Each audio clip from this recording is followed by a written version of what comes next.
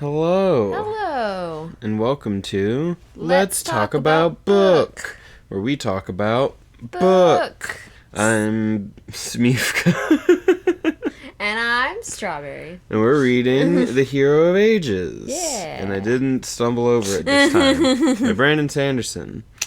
Yeah. Chapters 34 through 42 this time. Yeah, another 9 chapters, but this time it'll probably be a shorter episode. Yeah, I think the chapters are a little bit shorter, but there's definitely still a lot to talk about. I'm excited. I'm excited to talk about it. Yeah. But we're going to do our little... Yeah, a little pre-segment of other books that we've been reading and such. Yep, because I've been continuing down the Wheel of Time train while at work and not listening to Hero of Ages. Yeah. Whenever it's like, all right, I finished the section, I'm gonna just listen to Wheel of Time now. And boy, oh boy. Because in the previous episode, we had talked about this. We had talked about some Wheel of Time spoilers. Yeah. And so get ready for round 2 of the Wheel of Time diatribe, specifically talking about similar spoilers to last time, but also a little bit more because I remembered some stuff. So this is your official spoiler warning. Because in the last episode, we talked about Matt and his whole getting assaulted thing. And how it's treated and how it's not treated particularly great. Right. And then, as I've been continuing to read this book, which is Path of Daggers, it's like, I get reminded that, like...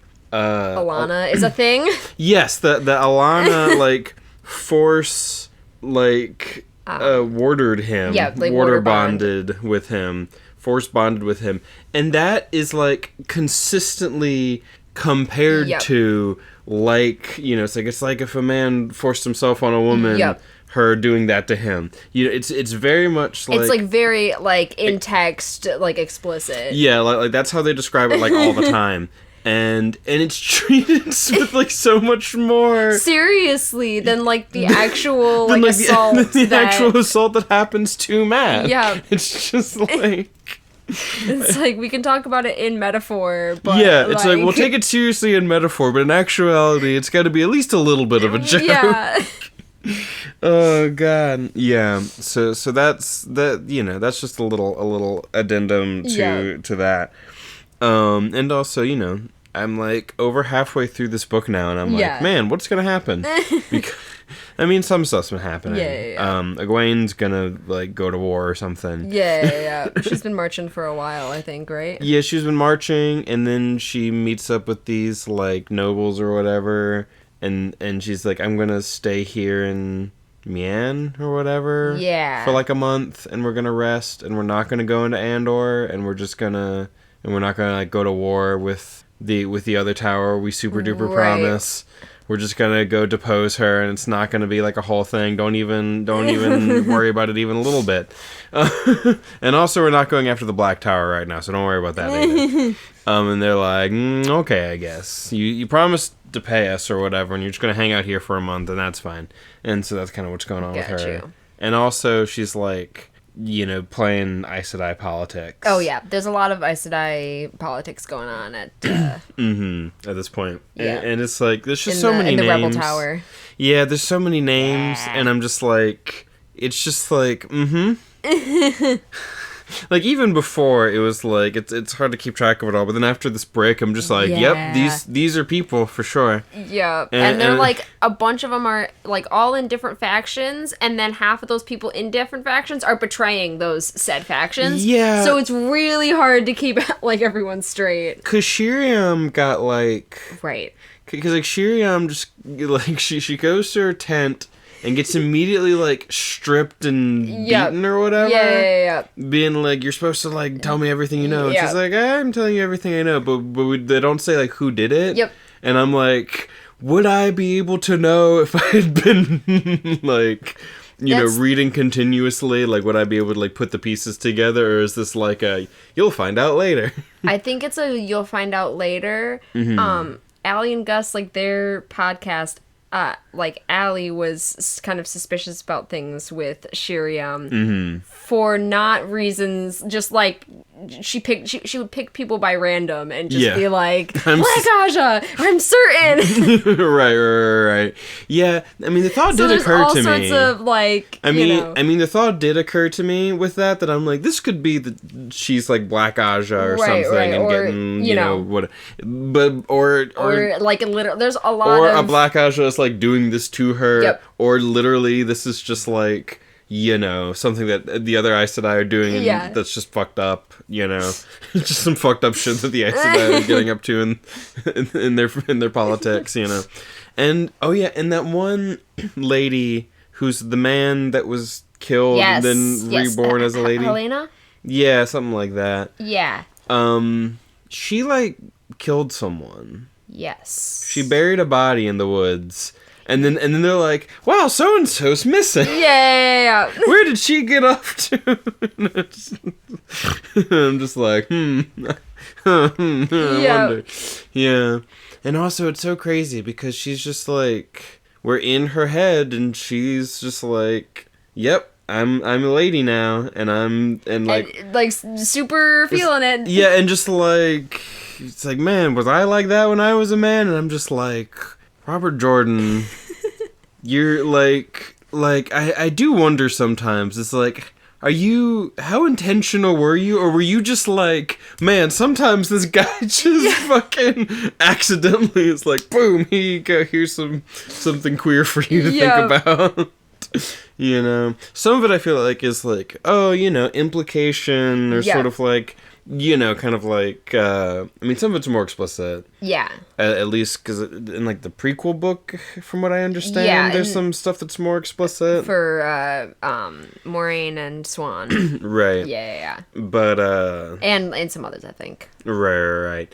And also there's two, like, Aiel women. Yeah. And whatnot. But it's, like, it's not exactly said. It's just sort of, like, you know, you can kind of put it together. Yep. And then it's just, like, here's... Not exactly a trans person, but, you know, basically, and I'm like, yeah. Yep. Especially considering it's like a, you know, and the connection with, like, the Dark One. Yeah. Or, like, you know, the Great Lord of the Dark. All this sort of stuff, and, like, and I'm just like, and with how gender is in these books already, I'm just like, you know, it's like, because she still channels Sidene, I believe. Yeah. Because she's, like, giving Egwene headaches or something. And then, like, she's the only one who can cure her headaches because she's the one who's actually giving it to her. Yep. But she can't tell that she's channeling because she's channeling Sidene. Yes. So it's, like, a whole, like, weird...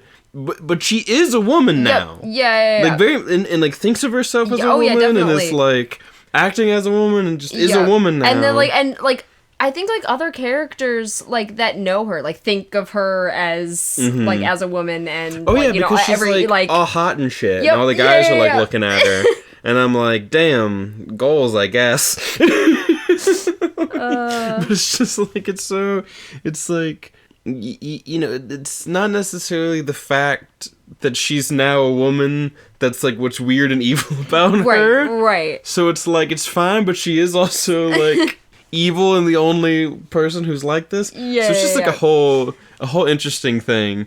It's just like, yeah, no, she's just a woman now. Yep. And everyone's just cool with that. And she's cool with that. She's never like, this sucks. And like, you know, it's just like, I am now a weird other sort of trans where I'm literally a man trapped inside a woman's body now. Right. But like, no, she's like, nope, I'm just really, It's like, what were you like before this? Right. Like was Shaitan just doing you a solid, actually? And just being like, I can read your mind, I know. Look, here you go. I may be the Lord of Evil, but I'm not but I'm not transphobic. It's like Kaido. Right, it's like Kaido. Spoilers for One Piece out of nowhere. We always gotta blindside you with the One Piece spoilers. Right. But spoilers for One Piece for Wano. For Wano, yeah. Kaido's like, I may be evil, but I'm not transphobic.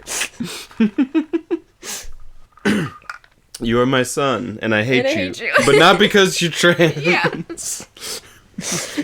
Listen, if you had just chosen anyone other than Odin, you know, like, yeah, God, crazy shit. What have you been?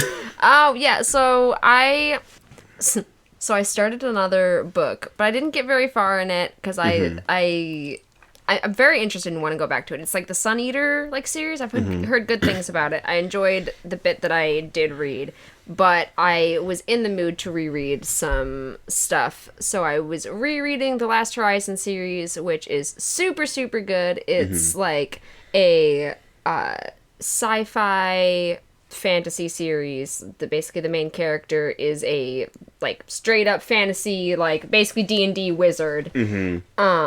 With a bunch of sci-fi craziness happening and spaceships and and it's very overpowered, kind of starting character continually being overpowered. It's quite fun. They've got threats and stuff, but it's right. And it's not quite just One Punch Man style gag sort of thing. No, because sometimes you can't just strength your way out of a situation. Right. You know? But he is. It's a bit. He's definitely probably the strongest character in in the story.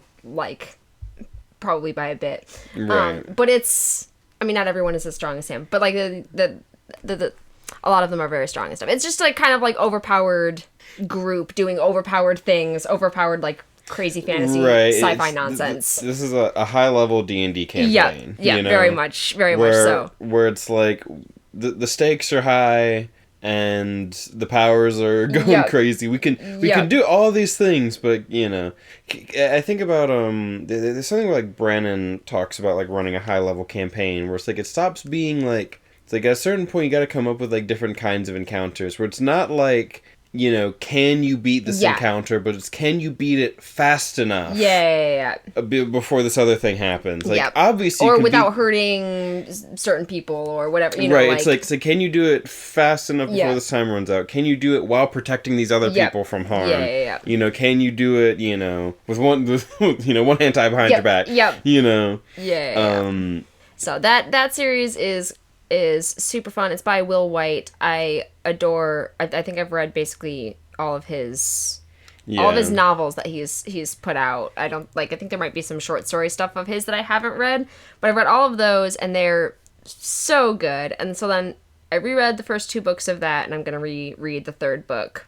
I've probably read that series 4 times so far now. Yeah. And then I jumped back to Cradle because I started rereading that a little bit back, and that's also such a great because series. That one's on our list. It is. I would like to do that on here. It would be quite fun. It's basically if Naruto world building was taken a bit more seriously. Yeah. Plus a bunch of other anime craziness. It's so good. The way I always describe it is reading an anime. Yeah, because I think right now it's planning on doing Sphere or something? Yeah, I think so. Yeah, you were something that I've actually read. Yeah. That you haven't, which is going to be a lot of weird things. Yeah. I'd also like to read Dragon Ball or JoJo's. Yeah, and I think that'd be fun because it's it would be fun for us to read JoJo's, especially because I've watched JoJo's but not read it. Well, I've read from part 6 through part 8. Yeah. Part 9 is going, but I haven't really kept up with it. In part because I'm just I'm just so worried about how Dragona is going to be portrayed. Yeah. Because it's when the first sort of scans and translations are coming out, it's Dragona's just a guy who likes women's clothing and has breast implants, but is but is my brother. That's my brother, and I'm just this feels a little bad. Yeah. Which is so funny because I remember when that first came out, and on Tumblr, someone being gender is a whole wide thing. Dragona can be weird and just be still be a man and do all these things. I mean, Finster exists, and then and then cut to however long later, and Finster's like, I'm gender fluid and like on estrogen and stuff like that. So it's like, listen, I'm not crazy. It's not possible. But also, it's like in like the idea that JoJo's a series that has had like only male protagonists except for the one time that we had a woman, and like also the only time that we've actually had like a trans character for sure. Yeah. In JoJo's, it was in part 6. We're in the prison, and it's the women's side of the prison, and there's just a dude. Like everyone's naked for whatever reason, for like incoming processing, prison bullshit kind of reasons. And then there's just this one dude that like Jolene kind of looks at and goes like, wow, modern medicine is a miracle or something like that. Like, it's like modern medicine is a miracle or whatever. And so it's like this implied trans man who's been put in the like woman section of the prison. Also, you can make like an argument about Anasui, because Anasui is supposed to be kind of like non-binary-ish, and FF is also non-binary, but non-binary in the sense that they are literally a colony of plankton. so you know, but I think like in the manga, FF is referred to, like at least in the translation, as she/her, but in like the anime they have it translated as they/them. Yeah. But like Japanese doesn't do pronouns the same way. Right. And just has like different like. Like how you speak sort of reflects gender, but you like your pronouns, like there's multiple pronouns for men and for women, and there's ones that are like more neutral, but like maybe kind of lean more one way or the other. It's like anyone can say watashi, but like it's seen as a bit sort of like neutral feminine almost. Got you. And most men will say something like boku or like ore, but like ore is more like casual. Like, you wouldn't say that, like, and like, politely, but, like, you know, amongst, like, your bros or whatever, you'd be like, orewa! You know? So it's, like, Japanese gender stuff and language is different. And so how you choose to translate it is kind of difficult. It's kind of difficult sometimes. And so it's, like, you know, we've had one other trans person, like, for sure, and it was just, like, a side character, and it was just like, yep, this exists. And then we get this character, and it's like, yes, the next time we ever see anyone like this, they're gonna be, like, not just, like, straight up a trans person, but some more niche, you know, sort of, like, kind of gender expression. And, like, Araki loves to be weird, so, like, you really, like... all of Araki's characters are, like, weird in some way. So it's like, this could just be like, yep, this is just how this person is. But it's like, you know, you know, who knows? It's like, oh, you know, could Araki, like, get away with it? It's like, yeah. Like, fucking, you know. Trans people exist in Japan, and, you know, Araki's been writing this since, like, the 80s or whatever. But it's like, Araki can do whatever the fuck he wants. JoJo's already so weird. Like, is anyone telling Araki no about anything at this point? I don't know. Maybe, but anyway. So it's like, I've not read the first 5 parts of JoJo's. So if we were to read it for the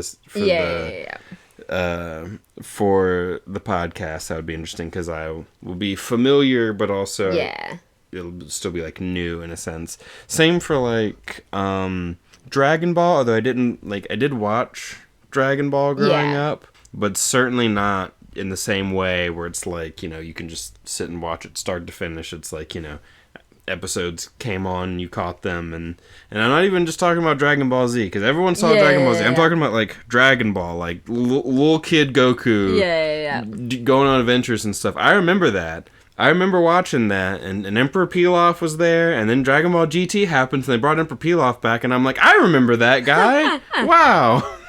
I have seen Dragon Ball Super. and didn't know what was going on because supposedly you can just jump into Super. At Super. I had a friend who was like, "Yeah, you've never seen any of it, but I really like Dragon Ball. This is totally a great place to start." It was not a.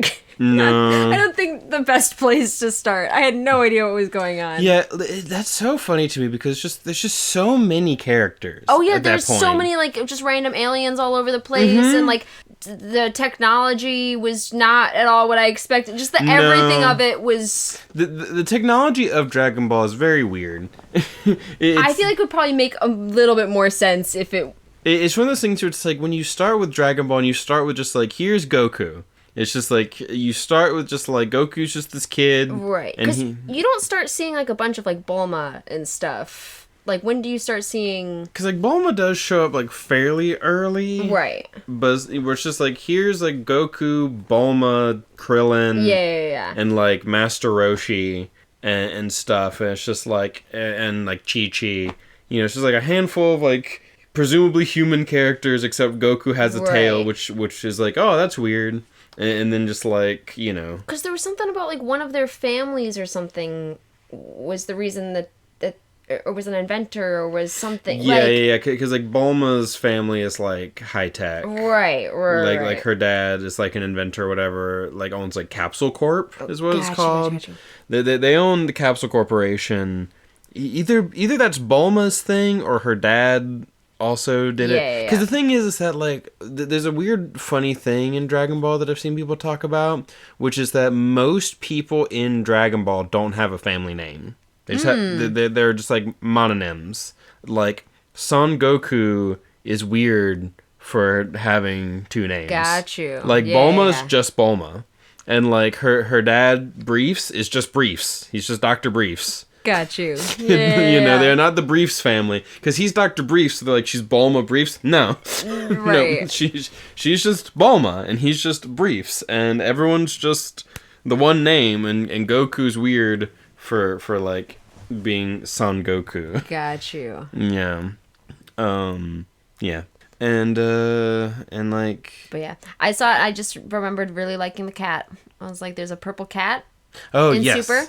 Because there's like another cat. And he's like a god. Yeah. Because there's like another cat in Dragon Ball that I'm more familiar with because I didn't watch Super.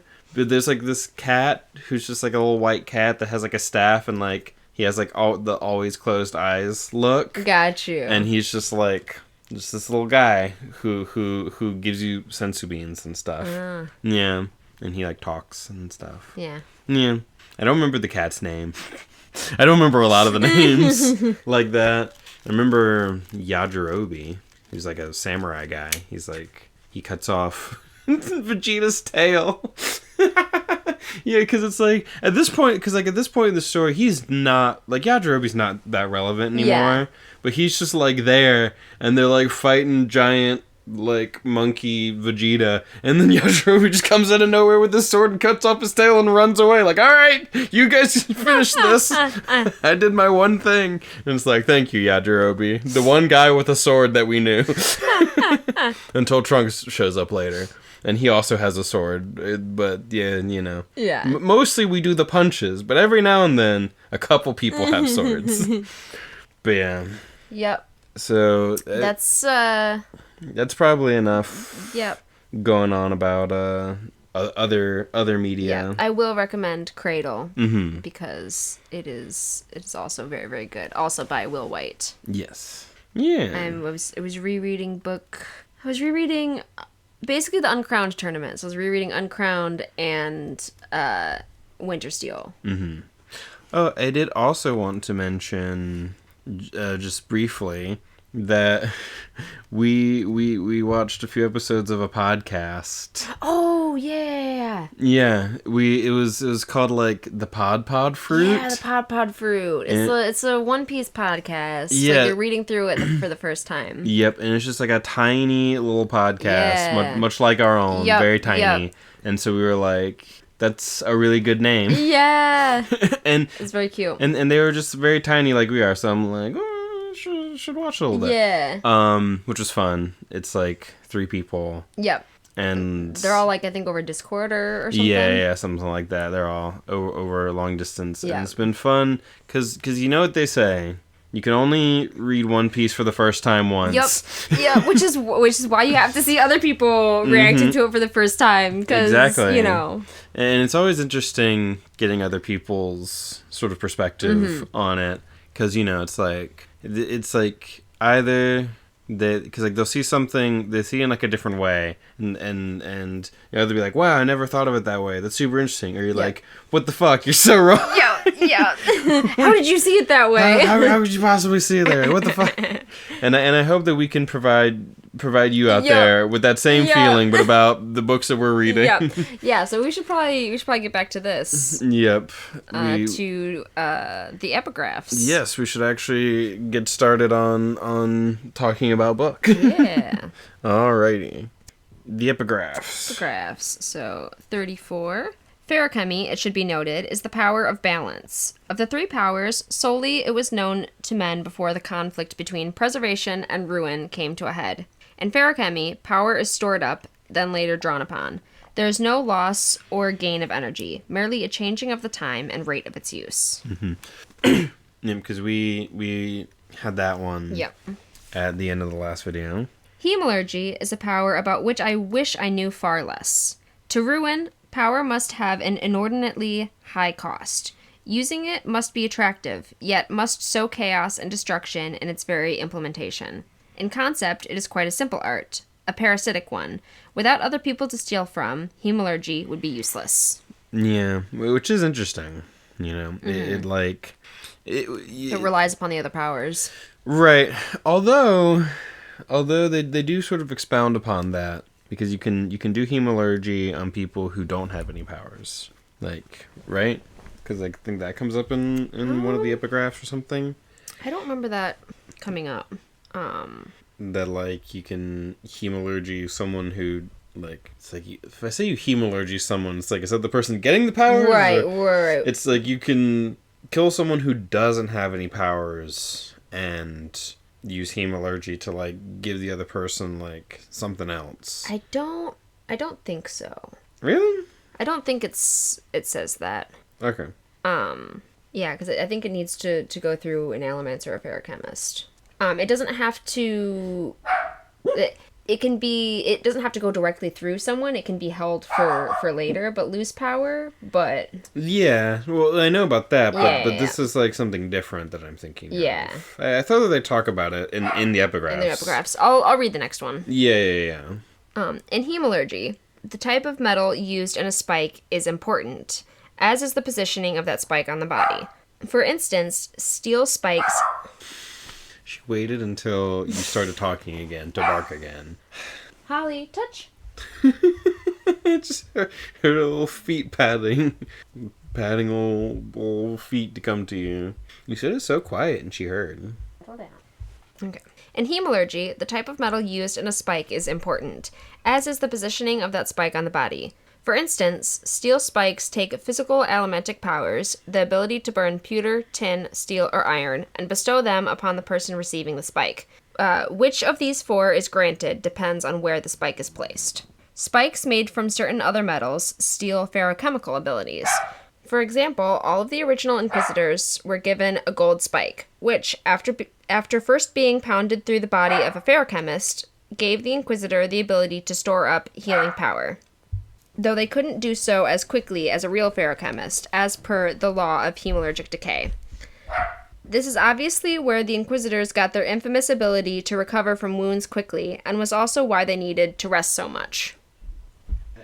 I went and checked. Just had to go walk out to where she was. She just came back and laid down right next to me. Mm-hmm. Yeah, just all I had to do was walk out to where she was, and then she just immediately came right back to the room. Just, it's like, you need to go check. It's like, but yes, hemalurgy, different types of metals do different things, but it's more about like where the placement, which makes me think of like, you know, like pressure points. I was thinking of like acupuncture. Yeah, same. That's yeah. Acupuncture, and like, you know, I think about like in Naruto. Yeah. You know, how they have, like, the chakra network. Yeah. And they have, like, the different points spots, that, like, you know, the Hyuga, like, hit and whatnot. So, very much makes me think of that sort of thing. Okay. Hemalurgic decay was less obvious in Inquisitors that had been created from Mistborn. Since they already had elementic powers, the addition of other abilities made them awesomely strong. In most cases, however, Inquisitors were created from Mistings. It appears that Seekers like Marsh were the favored recruits, for when a Mistborn wasn't available, an Inquisitor with enhanced bronze abilities was a powerful tool for searching out Ska Mistings. Yeah, that makes sense. Yes. Yep. Sorry, I was just, reading it again? Yeah. Yeah, it's interesting because the whole thing before, it's like it makes them Mistborn somehow. How does that work? But it's like, you know, it's like, oh, it's giving them allomancy from other people and stuff. Yep. But in like sort of a lesser amount usually. But if you're already a Mistborn, then it gives you like even more because you already had some to begin with. All right, before 38. That's right. Yeah, I think so. It's because there's other dogs barking. Just like, I gotta go check it out. All right, before 38.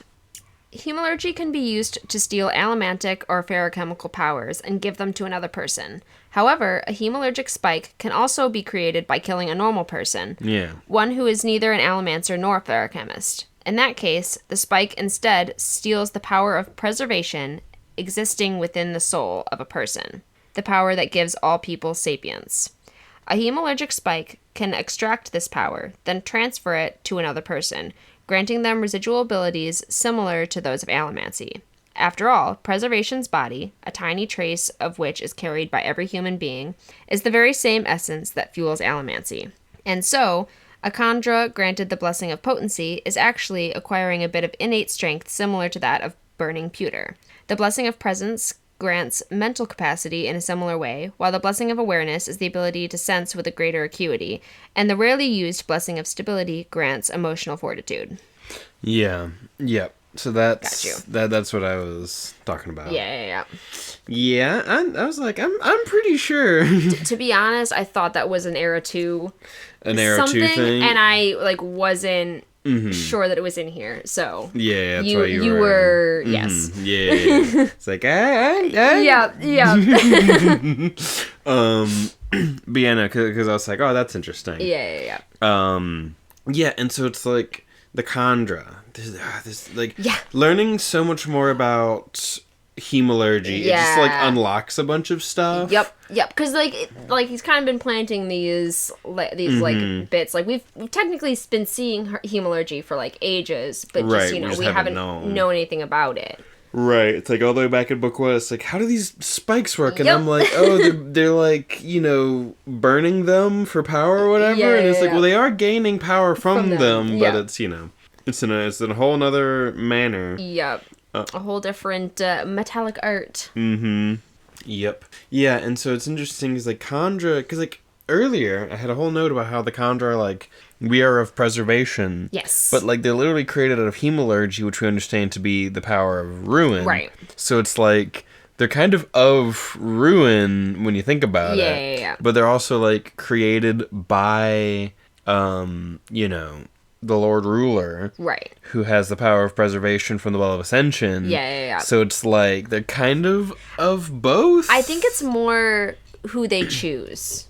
Right. Like they as a like kind of culture have chosen to be like of preservation. Right. Yeah. Because at one point, sort of offhand, and like in a little bit more sort of in this section, I think ruin and preservation are referred to as like the gods of the Khandra. Yeah. So which is interesting that like the Khandra just like know like more about it than sort of the average person. Yeah, because like that doesn't really come up in like Sazed's like accountings of like the different religions and stuff like that, because like he's just like so curious about like yeah, because it's like I'm sure like back in the day right, if he had sort of like thought to or like known to, he would have tried to have gotten like the Khandra religion, right but it's like no one goes to the Khandra homeland. They don't know where it like is or anything. No, and they're basically just like they're just seen as like servants or whatever that will just right. It's like it's like because he knew Because did he know that, like, Orsur was a Kandra back in, like, book 1 and stuff? I think so. So it's like...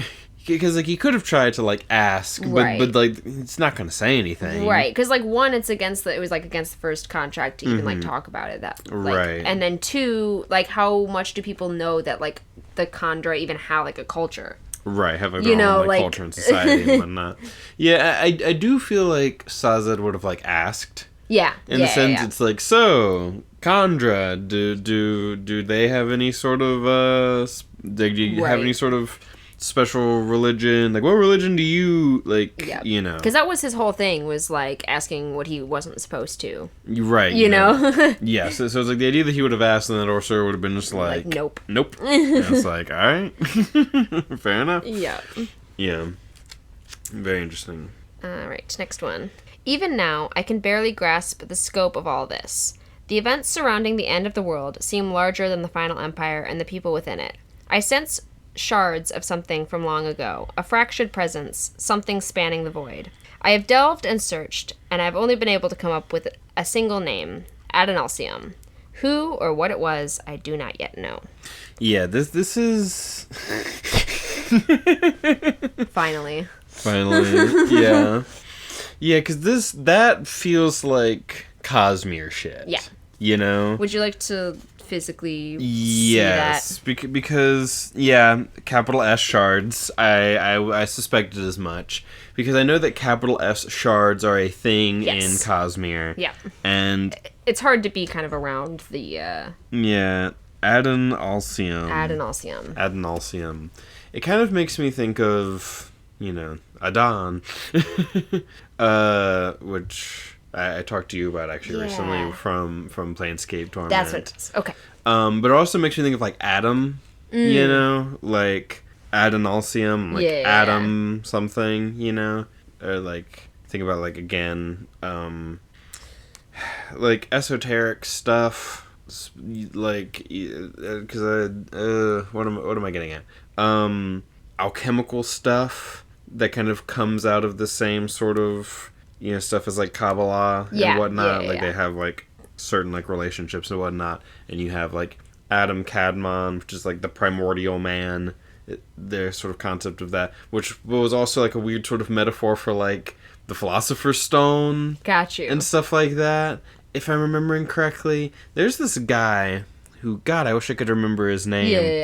If I remember his name, I'll say it, and I'll probably put it in like the description or whatever. He has this like series of videos where he talks about Full Metal Alchemist and the alchemy in it, where he talks about like actual like old alchemical texts and concepts and stuff, and how Full Metal Alchemist like incorporates those and whatnot, and how and that's very cool. And I think that Esoterica also has like a video where he talks about like alchemy and stuff, and he mentioned some of these kind of things, and whenever he was talking about it, I was like, oh, I kind of know about that from that other guy. Again, his name is like Max something, maybe. I don't know. I'll have to look it up. I'm sure I can find it. If I just do some searching on YouTube, I should be able to find it. But Adonalsium.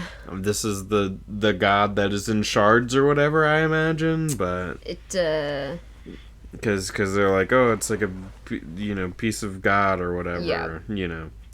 This whole like preservation and ruin and all that sort of stuff, and talking about like going to the well, and it's like the body of a god or part of it or whatever.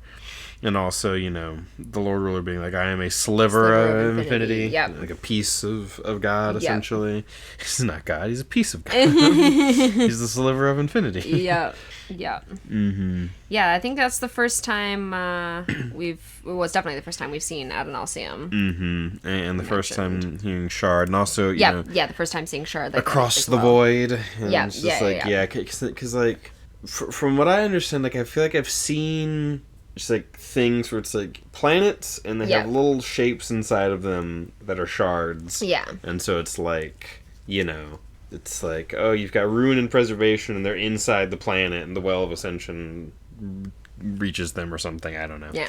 I don't know how it works. I wonder if, like, thinking about, like, ATM and the like ATM mines and stuff, and how it's like, oh, it like drips through the thing and then it creates like a geo that's got a bead of ATM in it. It's like, does that have anything to do with the fact that like the Well of Ascension was like right there? Yeah. You know? Is it a similar sort of thing? Yeah. I don't know. Yeah. Interesting theories. Mm-hmm. All right, I will go to the next one. Originally, we assumed that a koloss was a combination of two people into one. That was wrong. Koloss are not the melding of two people, but 5, as evidenced by the 4 spikes needed to make them. Not 5 bodies, of course, but 5 souls. Each pair of spikes grants what the Khandra would call the Blessing of Potency. However, each spike also distorts the Koloss's body a little more, making it increasingly inhuman. Such is the cost of hemalurgy. Mm-hmm. Yeah, and that's interesting because we get that, and then it's only like later in the actual chapter that they actually talk about like, oh, it's trying to put 2 people together or whatever. Yep. And it's like, so it implies to me that these epigraphs are coming from like the future. Yeah. Right. This is like a future document after the event of this book has happened, and they like know more. They're like looking back on things or whatever. Right, which is why like it could potentially be like Sazed who's writing this down. Gotcha. You know, because it's like, you know, but then also it starts with like, unfortunately I'm the hero of ages, so like maybe it is Vin who's writing this down after the fact. Maybe it's Elend who's writing this down after the fact. Maybe he's the hero of ages, which would be, I'd prefer it be Vin. Yeah. But you know, if Saza did end up becoming the hero of ages all of a sudden at the end, that'd be kind of funny. But yeah, it's like, unless that's just like a quote. Saza's just quoting Vin or something. Yeah. This is written by Saza, but it's quoting Vin. I don't know. Yeah, but it seems like this is coming from the future. And I'm like, and I made a joke before the podcast. I was like, the epilogue, it's going to be just like someone in the future reading the epigraphs and being like, wow, that's crazy. Here in the future. Okay, 41. Hemalurgic spikes change people physically, depending on which powers are granted, where the spike is placed, and how many spikes someone has. Inquisitors, for instance, are changed drastically from the humans they used to be. Their hearts are in different places from those of humans, their brains rearranged to accommodate the lengths of metal jabbed through their eyes. Koloss are changed in even more drastic ways. One might think that Khandra are changed most of all. However, one must remember that new Khandra are made from mistwraiths and not humans. Yeah. The spikes worn by the Khandra cause only a small transformation in their hosts, leaving their bodies mostly like that of a mistwraith, but allowing their minds to begin working. Ironically, while the spikes dehumanize the Koloss, they give a measure of humanity to the Khandra. Yeah, that's interesting, and I don't quite know what to do with that. Because it has something to do with like when you do it like a normal person. But then also, and you get, like, the blessing of, like, potency or whatever. Yeah. So it's kind of like allomancy, but not exactly. But then it's also, they're, like, they're basically giving the blessing of potency to, like, humans, and it makes them, like, koloss. Yeah. And so it's, like, it like, gets rid of some of their humanity, even though it gives it to the Khandra, because they had, like, less, I guess. But it's, I'm like, if you took one of these, like, spikes, one of these, like, blessings of whatever, and just, like, put it in, like, a regular animal, would that animal become sentient? You know? Like a non-Khandra animal? Like, you just, like, stuck it in a wolfhound, and now that wolfhound's just like, wow, I'm sentient now. That's a good question. Because it's like, the thing is that, like, I've talked for a while, because, like, I talked in the past about, like, I feel like there's going to be, like, weird, like, allomancy technology in the future. And I'm suddenly like, well, now with Feruchemy, there's this way that you can just, like, store the power in a metal for later. So, like, maybe you could, like, do something with that, but it requires you fully, like, kill someone in order to do that. So unless they find a way to do a similar thing, but without killing anyone, it's like, it seems like hemalurgy at some point is just going to be kind of off the table, right? Unless they find a way to do hemalurgy without literally killing someone, you know? But then I'm like, you know, if you wanted to make an allomantic machine, would you do feruchemy to, like, put allomancy into a metal and then burn that metal? I don't know, but, like, you know. In my head, I'm Those- still just stuck on the engine that burns metals like an Allomancer does. Those are some fun thoughts. You have your... I don't want to accidentally give something away. Yeah. Yeah. Yeah, it'll get cut out because of the truncate silence, but there was a very long pause there. Like almost a minute. Yeah, of Straub just like thinking if they can say anything or not. I can't really, but there's some interesting Interesting thoughts there. Yeah. Yeah, I'm always having interesting thoughts. I'll say there's some more information that we get like Right, later yeah. or whatever, but also there's some interesting stuff there. And, Yeah. Yeah, it's like I'm on to something. Yeah, Not yeah. it. I haven't connected it, but I'm thinking. Yeah. And eventually I'll get more information because there's always fucking more information. Oh, yeah. There's always another secret as they say. But yeah, I would love to see just like, yep, nope, I'm just an awakened dog or cat or something. I got hemalurgy. There's so much. See, that's the most interesting to me. Mm-hmm. That's the one that I'm like really not sure about. Yeah. Yeah, I wonder if anyone's asked Sanderson. Because I feel like there might be a way, but I... Mm-hmm. Yeah, because it's like maybe need more like information. Right. Yeah, sort of like... Because the thing is that like the Khandra are made from mist wraiths, so they're made from something that isn't human, unless... Spoilers... mist wraiths are weird humans all along, you know. It's like so you can do it to something that's not human. Yeah. So like just regular animals aren't mist wraiths just kind of regular animals in a sense as far as this world is concerned? Who's to say? Yeah. Yeah. But... It's interesting because I'm like, you know, you're not saying anything. Yeah. So it's like there's something, but you can't. Yeah, I can't really. Right. It's just interesting because, like, obviously, like, the not saying anything is, like, it's good because there's no, like, spoilers or anything and not, like, trying to, like... But it still says that you're thinking about, you know... Right, you know, it's, like, it's making you think of something. Yeah. I'm legitimately, like, it's, like, theorizing. Right. And trying to... But, like, because...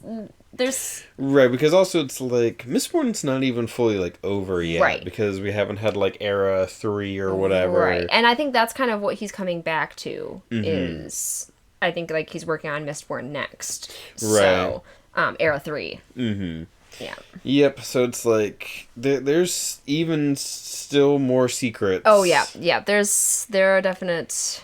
And no Cosmere thing has all of its secrets known, I bet. Oh, yeah. No. Even I think, like, the one-offs, like, technically have, you know... Mm-hmm. Yeah. Those are probably the most, like, complete, like, Trust of the Emerald Sea, or, like, you know... Right, yeah. Like, because I think he's said that, like, we're probably not going back to that planet, so that's, like, probably one of the more, like... Mm-hmm. Like, this has been everything we're gonna kind of get about that. Yeah, Maybe some, like... broader world building stuff later will provide some more context. Yeah. But it won't be like, you know, right, earth shattering or anything, unless it's just sort of like, here's a Cosmere thing that makes everything suddenly on its head. Yeah. Okay, next one. Did you read 41s? Yes, that was one I just did. I think that the Koloss were more intelligent than we wanted to give them credit for being. For instance, originally they used only spikes the Lord Ruler gave them to make new members. He would provide the metal and unfortunate Ska captives, and the Koloss would create new recruits. At the Lord Ruler's death, the Koloss should quickly have died out. This is how he had designed them. If they got free from his control, he expected them to kill themselves off and end their rampage. However, they somehow deduced that spikes in the bodies of fallen Koloss could be harvested, then reused. Then they no longer required a fresh supply of spikes. I often wondered what effect the constant reuse of spikes had on their population. A spike can only hold so much of a hemalurgic imbuement, so they could not create spikes that granted infinite strength, no matter how many people those spikes killed and drew power from. But did the repeated reuse of spikes perhaps bring more humanity to the Koloss they made? Yeah, and that's interesting. Like, what's up with that? How does the whole humanity aspect play into things? Because it also plays into, like, Marsh. Yeah. And like, the Steel Inquisitors and how they're sort of, like, affected by all this. Because they also have, like, a weird inhumanness about them. But they sort of get into some of that, like, in, like, the actual, like, chapters. Yeah, because we get a bit of Marsh perspective in this. Yep, because, ooh boy, once we get through the chapters, and, because, like, they get to a certain point where they talk about hemalurgy and, like, and they're sort of theorizing on some stuff that I am suddenly theorizing about a bunch of things, I have the earring. The earring! All this time, I'm still thinking about the earring. It's important, damn it.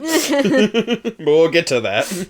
Alright, do you want to do the one before 43? Yes. Because I did listen to that one. For all that it disgusts me, I cannot help but be impressed by hemalurgy as an art. In allomancy and feruchemy, skill and subtlety come through the application of one's powers. The best allomancer might not be the most powerful, but instead the one who can most skillfully manipulate the pushes and pulls of metals. The best feruchemist is the one who is most capable of sorting the information in his copper mines, or most able to manipulate his weight with iron. The art that is unique to hemalurgy is the knowledge of where to place the spikes. Yep. So, very much acupuncture. What if acupuncture, but scary? What if acupuncture, but more evil? Yeah. But you had to kill someone to do it. Yeah. Or multiple people. But yeah, so that's the epigraphs. And now we can finally get into the chapter by chapter. Just looking I just looked at the time, and we're basically an hour in. Yeah. And we have not done any of the chapters yet. No, although there is a long silence that'll get cut out. It's true. And some other stuff. But, we went on a bunch of tangents early on. But, that's fine. Alright. Chapter 34. So we're with Marsh. We're with Marsh. Yep. Yeah, because it's like, I don't have notes. Yep, yeah. So it's just like, alright, what happens in this chapter particularly? Yeah, he's sowing chaos in, like, this random, like, town, and he just, killing like, someone kills a guy. for a spike. Yeah, he kills someone to make a spike, and then there's, like, a bunch of people being like, we'll worship the Lord Ruler. Yeah. And he's like, yeah, it's too late for that. Yeah. And it's like, he would like to kill them or whatever, but Ruin wanted to do that himself, and then, like, a fucking volcano explodes. Yep, and he's basically lava like... flows. He's basically like, oh, you have more, Yeah, you have more pressing. Yeah, food was hardly this town's biggest problem. Right. Because this is a really short chapter. Oh, yeah, super short chapter. It's just a bit of, like... because all the Marsh ones are just, like, a flash over to Marsh. Honestly, it would be a bit much if we were with Marsh for longer than, long a stretch. Yeah. It's it's pretty, Yeah, it's pretty, intense, typically. Yeah. And, like, he thinks, like, a small piece of him was still free, but he let it sleep. Ruin needed to think that he had given up. That was the point. Right. So Marsh held back only a teeny bit, and he did not fight. Yeah. You know what it weirdly kind of makes me think of? And this is jumping back to Wheel of Time, because I'm back in Wheel of Time brain now that I've been reading it again. Which book was it? The one that's like, isn't there one that's called just like The Dragon Reborn or something like that? That would be book 3. Yeah, book 3. Where, like, we mostly don't see Rand. Yes. Except for every now and then when we cut to Rand and he's like... losing it? Yeah. Which, I mean, is like him kind of normally, yeah. but, Yeah, and it's just him, like, killing these random people, and I'm like, I'm pretty sure if he's just killing these random people it's because they're, like, dark friends or whatever. Yeah. Because we're just seeing, like, these little flashes of him, because it's such an interesting book where it's, like, it's called The Dragon Reborn, but it's about everyone else. Yep. Kind of dealing with the title, The Dragon Reborn. Right, it's like Rand, it's like we more just sort of see how Rand is viewed Yeah. rather than being in Rand's head. Yeah, and how he, like, affects, like, people world around around him. Because, him. like, it's, like, all the Taviran, like, stuff going crazy. Yeah, because it's like, I like how we're always, like, in Rand's head, so we know his, like, motivations and stuff like that. And so then just seeing him from an outside perspective... And, like, yeah, he's terrifying. He's terrifying, and also it's like, he just fucks off. Yep. He just, like, fucks off and it's like, alright, I'm about to go speed run the prophecy real quick to prove that I'm the Dragon Reborn. And it works, which is hilarious and great. Yep. And it's one of my favorite little things. And it very much makes me think of Game of Thrones. Because Robb Stark, we never get a perspective chapter from him. It's always, we never get a perspective chapter from him, and he's sort of like the perfect little golden boy. Yeah. Who's like gonna be king in the north, and he's gonna do it, and then he gets red wedding. Yep. Yeah. So it's like he's like Ned, where he's supposed to be like this like sort of traditional fantasy hero who then gets killed, but we never get his perspective. We just see him as this like legend in a sense, which is kind of fun. And it's my favorite thing about Robb. Yeah. So we never get his perspective. But anyway. But yeah, I like in kind of Marsh's perspectives, like you can tell when he's like looking using his own eyes, or like, you know, has more of himself up at the surface, and when it's like more like ruin, just in how like he like thinks about like everything around him. Yeah, and because like I'm thinking about this, and because like I have so much theory stuff that I want to talk about, and some of it gets more like I could talk about it more later, but I think I have enough that I can talk about right now. Yeah, because I suddenly had like this like thought, this epiphany, like talking to you at one point, and it's like when we're with Marsh here. Yeah, when we're with Marsh. He got hemalurgied, and he's being like controlled by Ruin very directly, and like Ruin like kind of talks to him and controls him and stuff, right? And so I was just suddenly thinking like, what's the deal with like Spook? And I think I may have talked about this in the last episode. I'm like, Spook got hemalurgied. Yeah. On accident. Yeah. Because like you said that like right at the end. You're like, wait, he was hemalurgied. Yeah, because and then also what's his name had like a spike in him. Zane had a spike in him. But the thing is that what's also in common with them is the hearing things. Because Zane was hearing God talk to him. Yeah. And I'm like, that's suspicious. And now, you know, Spook is hearing, quote, Kelsier talk to him after this happened. And it's like, oh, I gifted you with pure. It's like, no, he just got like, he got the bit of metal in him by accident, and he's like, no, don't take the metal out. It's a badge of honor, essentially, kind of thing. And I'm like, no, this is for hemalurgy reasons why he can't take that out. But also, I'm like, I don't trust this voice that's supposed to be Kelsier. Yeah.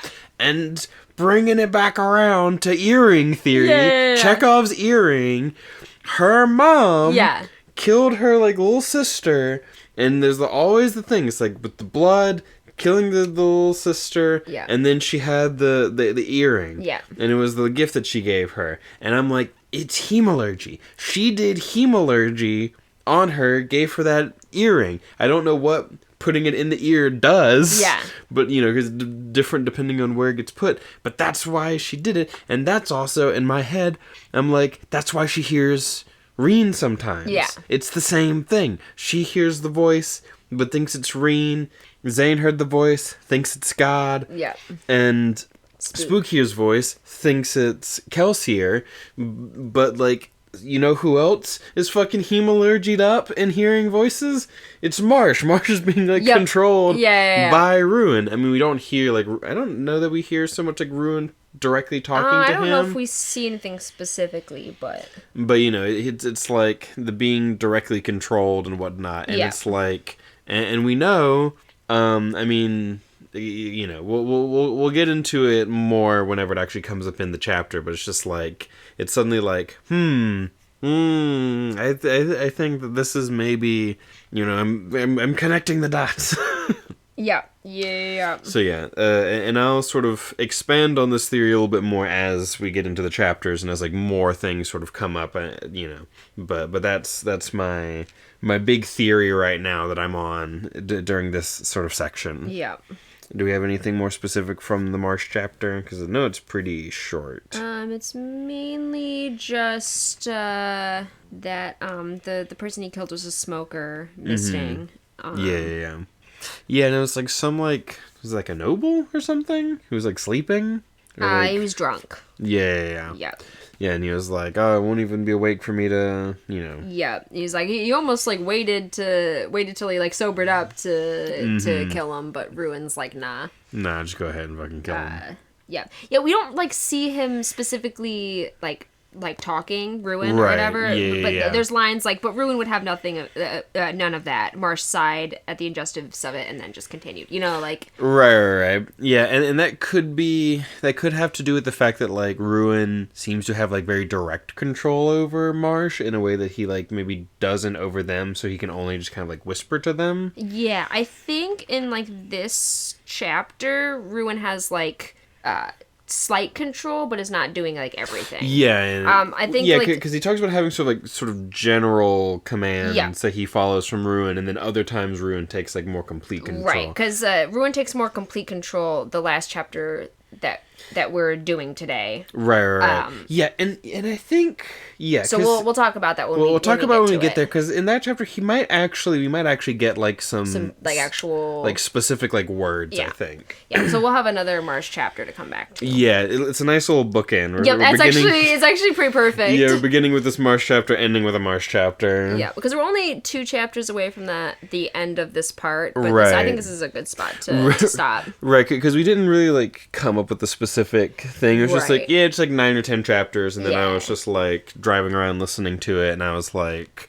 all right, this been like 9 chapters. This seems like a good spot. We've yeah. So yeah, that's chapter 34 then. Yeah. Alrighty.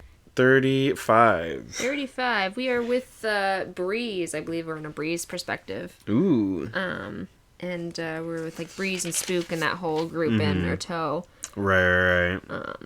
Is this where like, because like Breeze is wearing like regular clothes or something? Yeah. And he's like, I can go to the poorer sections or whatever. And Spook's like, here's some ash. You want me to throw that on you? And Breeze is like, never mind. Never mind. It's like, you stand out. What do you mean I stand out? He goes, all right, Spook said. He reached to the ground, scooping up a pile of ash. Let's just rub this into your clothing and on your face. Breeze balked. I'll meet you at the lair.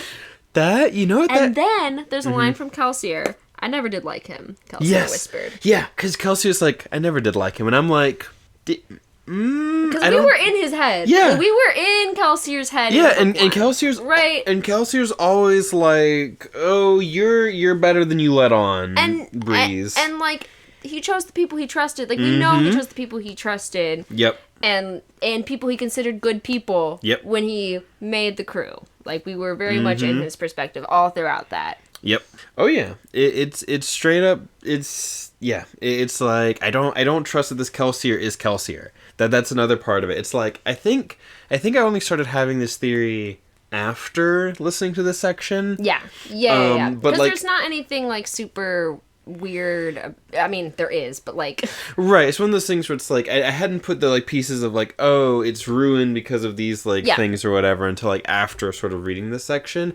But it is one of those things where like I did specifically think back. It's again, he's like, oh, I never liked Breeze, and I'm like, that's suspicious. Yeah. Like I remember thinking that's suspicious at the time, and then later I'm like, it's the thing. Yeah. Yeah. So it's like, but funnily enough, the whole like, here, wipe this ash on you, it makes me think of Critical Role, actually.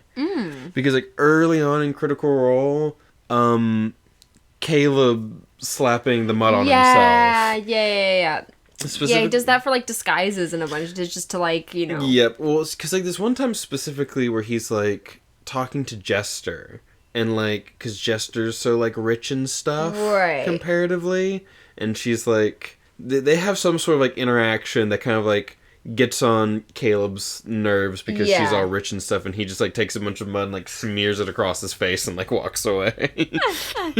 Because Caleb is dramatic. Well, because Liam is dramatic. And especially early Caleb. Oh, like, yeah. I mean, he's always dramatic, but like early Caleb. Early Caleb especially. He's... Yeah, because I think like Liam was like... Early Caleb was like neutral evil. Yeah. At the time. And you know, he gets better. He's one of the people that the rest of the Mighty Nine adopt into... Yes. Yep. We've all adopted each other and made each other better, hopefully. Yep. Sometimes we enable each other. Sometimes we accidentally turn into pirates, but Sometimes you know, we who accidentally doesn't? turn into pirates. We have Caduceus here, and he's our conscience. Caduceus, what do you have to say about this? Well, let's be a pirate. Like, well, I guess we're pirates I guess now. that's all we gotta do. It's like we become pirates, and Caduceus is like, what are we doing? And they're like, what are we doing? And it's like, yeah, what are you guys doing? The way that all happens is actually my favorite. It's so crazy. Because also Caduceus keeps getting, like, knocked into the sea and stuff while that's happening, and then he eventually gets on the ship, and he's, like, not happy. No, he's not happy after that. No, he's like, I'm reconsidering, like, why I'm here doing this. Like, why is this going on? We still need to finish that. We did restart Magnus Archives. Yeah, we watched a couple of them yesterday. Yeah, because we watched someone talking about listening to Magnus Archives for the first time and trying to, like, puzzle it out, which was fun. And so then we were like, yeah, let's watch some. And I put on season 5, and you were like, can we start from the beginning? So that'll be fun. But yeah. So Spook and Breeze are... And then Spook's like, cause Spook's gonna go off to the poorer section, and Breeze is not.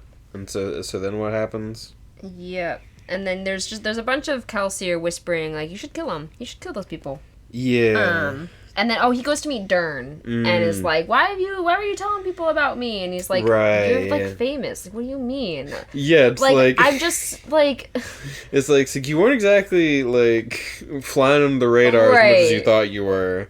And also, it's like, you know, you seemed pretty fucking dead. Yep. Like, I don't know what to tell you, man. You seem pretty fucking dead. No offense, kid, Dern said, but, well, you're supposed to be dead. Yep. And then he's like, nah, man, it's good. Like, the people around here, they like, you know, the Survivor and his crew and whatnot. Yep. So it's really, like, you know, it's good PR for you. Yep.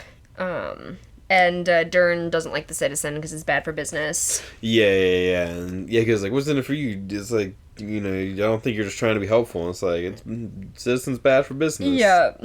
And then I think Spook sends Dern to go talk to Breeze. Yeah. Like, to give him information and stuff. Yeah, but it's like, don't tell him that. Don't tell him that you saw me or, any of that. Yeah, because he's still in his mysterious era. Yep. He's still doing his whole thing. And I'm like, we get to the point where I'm like, this is what this has been. This is why we can't have him say this yet, because we have to have this moment later, I guess. Yeah. But also, it's like, you know, Spook's just doing his weird thing. Because also he's like, you know, it's like, you're a thief, and it's like, so were you. Yeah. And you all overthrew the Empire. It's like, well, that wasn't like the goal. We were promised riches. Do you think Kelsier was telling him not to tell people? I am a little suspicious of that, but it's like, we are in his head, and yet we're not hearing that. Yeah. But we weren't in his head in that scene talking to Sazed. Yeah. That is true. Or like any of those like areas when they first meet up. Right. That because like we had talked about that sort of outside the podcast, and I talked about that as well. That's like, maybe that's part of why he's not saying things, is because quote Kelsier is telling him not to. You know. And so he's like, you know, being weird and vague about it because of that. It's like, no, don't tell them. They'll think you're crazy or whatever. You know. Yeah. Yeah. Oh, and I also talked about like how I think part of my frustration with that whole thing was about like, you know, Spook in like an earlier chapter. We have the whole thing about Spook like learning how to like quote speak properly because he's like understanding the power of words and stuff like talking to people and whatnot. And then we have the scene where he's just refusing to communicate. It just felt like, well, then what's and like, you know, it's a lesson he still kind of needs to like fully learn. You know, it's like, learning how to be understood isn't just about learning how to speak properly, quote unquote. Right. You also got to like actually communicate. But it just sort of like felt a little frustrating after all this like learning how to communicate and the power of words and whatnot. And then it's just like, what if I don't say anything? Right. I was like, why? Yeah. And so there's a little bit more Kelsier in his head being like, oh, you gotta find Quellion. He's like, gonna get your friends, like all of that. And then someone comes up and is like, my sister, like, save my sister, like she's taken. Yep, that guy. Yeah. And that's the end of that chapter. Yep. Oh, yeah, and then he's like, I need you to get 10 men or whatever. And it's like, is this about saving my sister? Nope, it's about repaying me for saving your sister. And that's the end of the chapter. Yep. Yeah, so it's like, we're getting more Spook doing stuff. Yep. You know, trying to play his little underworld game. While not talking to his allies. Yeah. It's like, let me help them, but also don't tell them that it's me. Yeah. I'm just like, why are you doing this? Like, I get it, you're going through your mysterious era, but like, but come on, my dude. Yeah. Yeah. So that's that, and then, you know, it's like, please save my sister. Yep. Yeah, but we'll get into a bit more of like Spook's whole.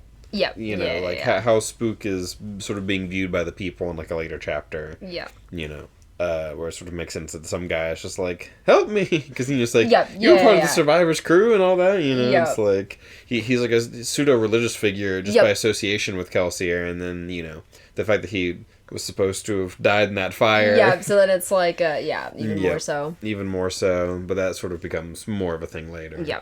But yeah, so that's chapter 35. Alrighty. Chapter 36 now. So we're with Elend, and we're back to Fadric City. Yeah, we're back with Elend and Set. Set's like, you shouldn't have gone in. to talk to everyone and all that. And not because it was dangerous, but because he's going to become attached to the people there and wouldn't want to attack. Yeah, wouldn't want to hurt them and whatnot. Yep. And, because, you know, it's like, you're too nice, but it's not even that you're too nice, it's that you can't control it, per se. Yeah. You're a compassionate man. That's a weakness, but it isn't the real problem. The problem is your inability to deal with your own compassion. Yep. Yeah, because, like, the site that I'm listening to this on, it's like broken up into like a fucking 1,000 little tiny bits, and so like I'm trying to like find the right section. It's like your compassion.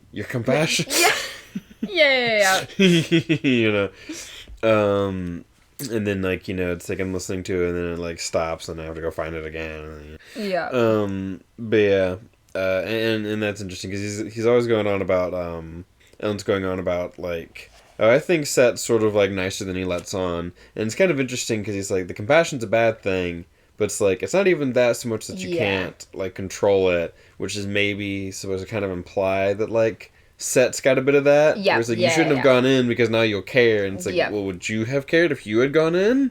Maybe. But also it might just be like, well, he knows how Elend is. I think that it actually is what happened when Set went into Luthadel. Yeah. Like, you know. Yep. Like... Yeah, and he's definitely different from Elend, but you know. Yeah. Yeah, because he does end up, you know, helping them in the end. Right. But that's, it's more like Alrianne. It's more Alrianne who gets related. him to do it, but like, he still cares enough about her to do all that, you know. Oh yeah, and that also that comes up. I'm pretty sure in this section. because it's like Ellen's like, why are you so grumpy? Like, what's going on with you today? Basically. Well, first there's a bit of like, we're not getting any information out of Luthadel. Like, why? That's so weird. What the fuck? Right. Yeah. And I'm gonna come back to this in a second. Yeah, so it's like just wondering why he's so grumpy or whatever, and Ellen's just like, she'll be all right, Set. Nothing will happen to Ariane while she's with Sazed and Breeze. And he's like, I'm better off without the damn fool of a girl around. Let the soother have her, I say. Yep, but like But yeah, there's like something like a change in his like expression or whatever, Yeah, like yeah, Ellen notes or something, you know. It's like he responded to that, but then it's like whatever. But yeah, a little bit before that, go ahead. Oh no, I was just about to say about like they're talking about the whole like, oh, we're supposed to be getting like supplies from Luthadel or whatever, and they haven't come yet. What the fuck's up with that? Yeah, and they're like asking for supplies themselves. Like, what's going on? Like, why is Luthadel so weird? Like, we're not getting the reinforcements we need, the supplies, anything. Right. Well, do they hear in this chapter about Luthadel asking for supplies? Because I know that comes up. Oh, maybe not. Maybe it's in the other chapter. Yeah, I think it might be in the other chapter. Yeah, because in this chapter, just like, you know, the stuff happened? It's the other chapter. Alright.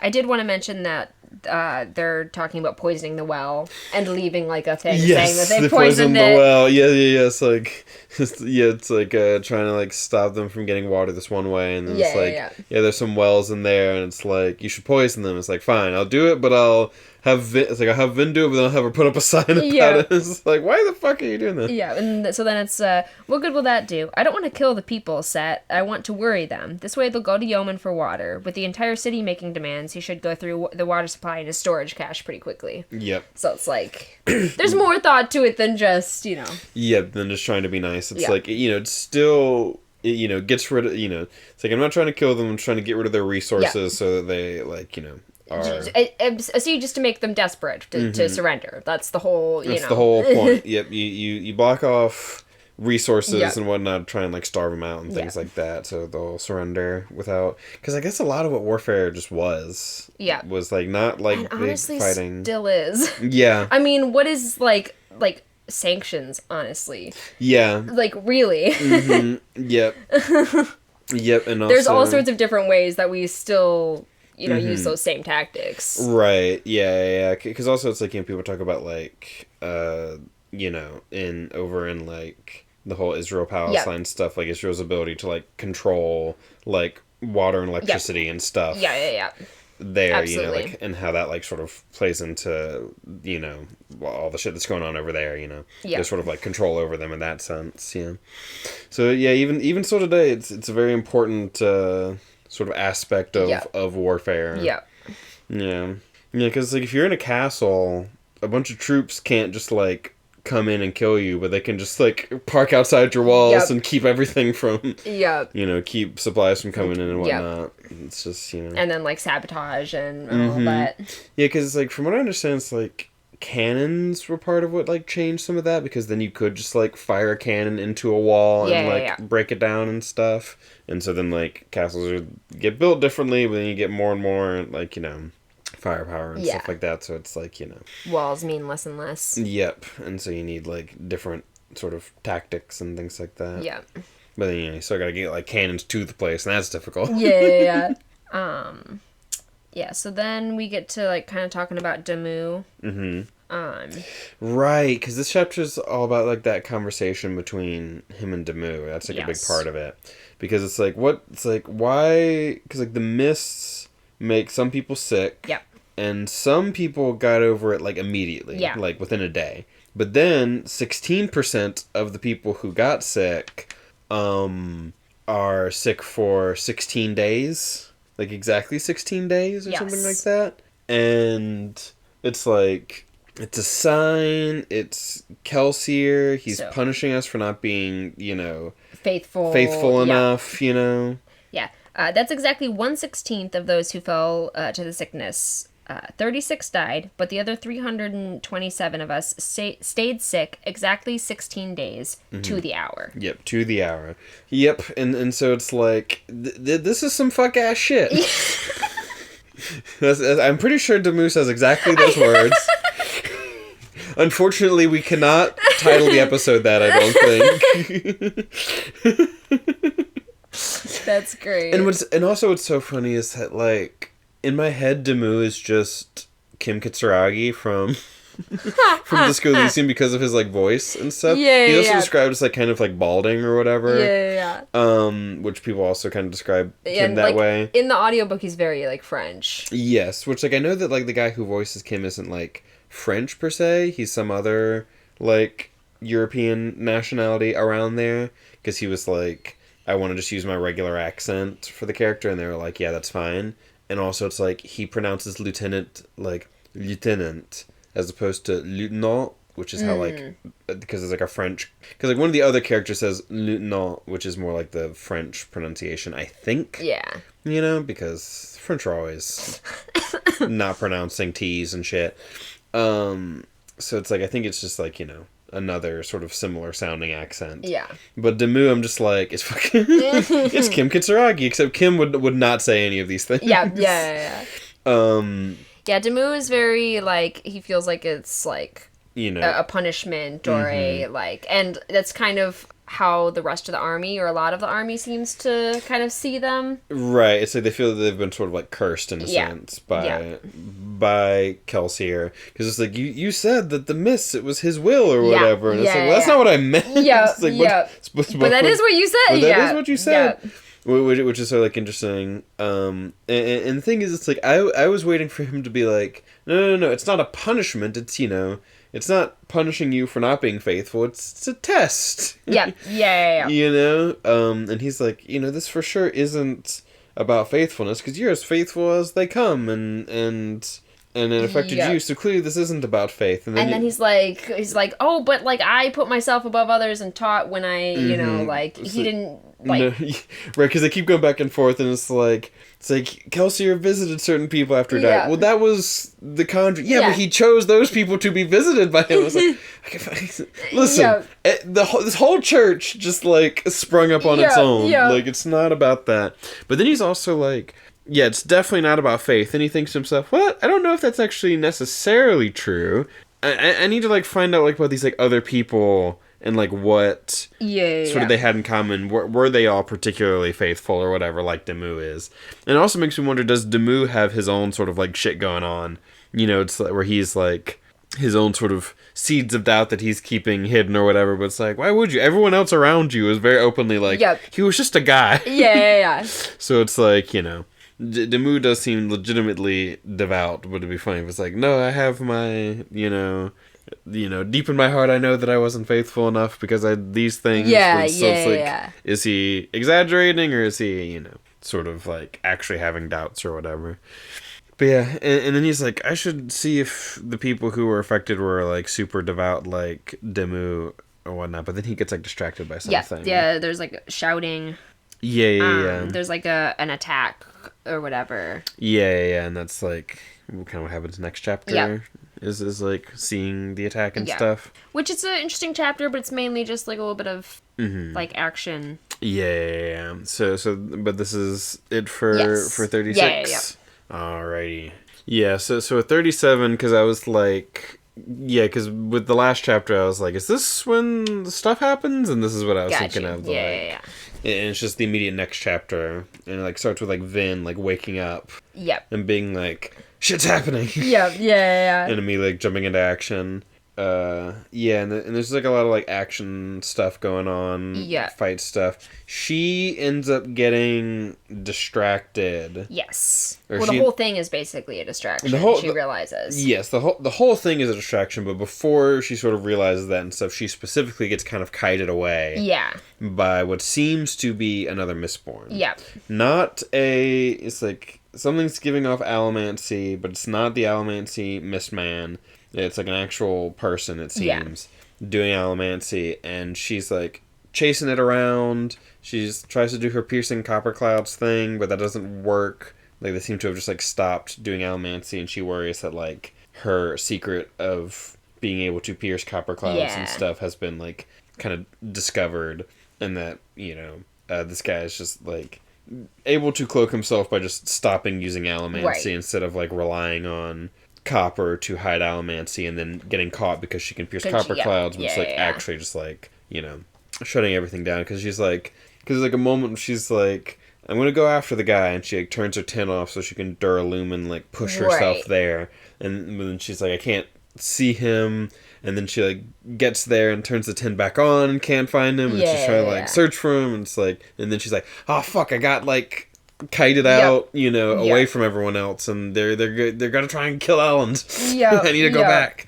And then she goes back, and everything's fine in quotes. Because like she's worried about Elland, comes like and is like checking on him, and then they realize that it was a distraction for them to kill a bunch of Koloss. It's like they lose some like siege weaponry and like horsemen or whatever. And they lose like 10,000 Koloss. They lose like a lot of Koloss actually. But they're like, you know, it's like, well, they lost these like cavalry, it's like horses and like siege weapons. Like, but does that really compare to all the Koloss they lost? No. And also it's like, and they also had to like feed those horses, and now those horses are like dead. But they still did something. So it's like it was like a good sort of use of resources on the enemy's part. And then now the kind of forces are a bit more similar in size and power. Right, because Elend had been like, you know, if I attack like now, essentially, I could probably take them, but I want to try and do this other thing. And now it's like, now it's a little bit more unsure whether or not I'd be able to just win with an all-out attack. And in the... So actually, because on the subject of that, we didn't mention this about the last chapter, but in the last chapter...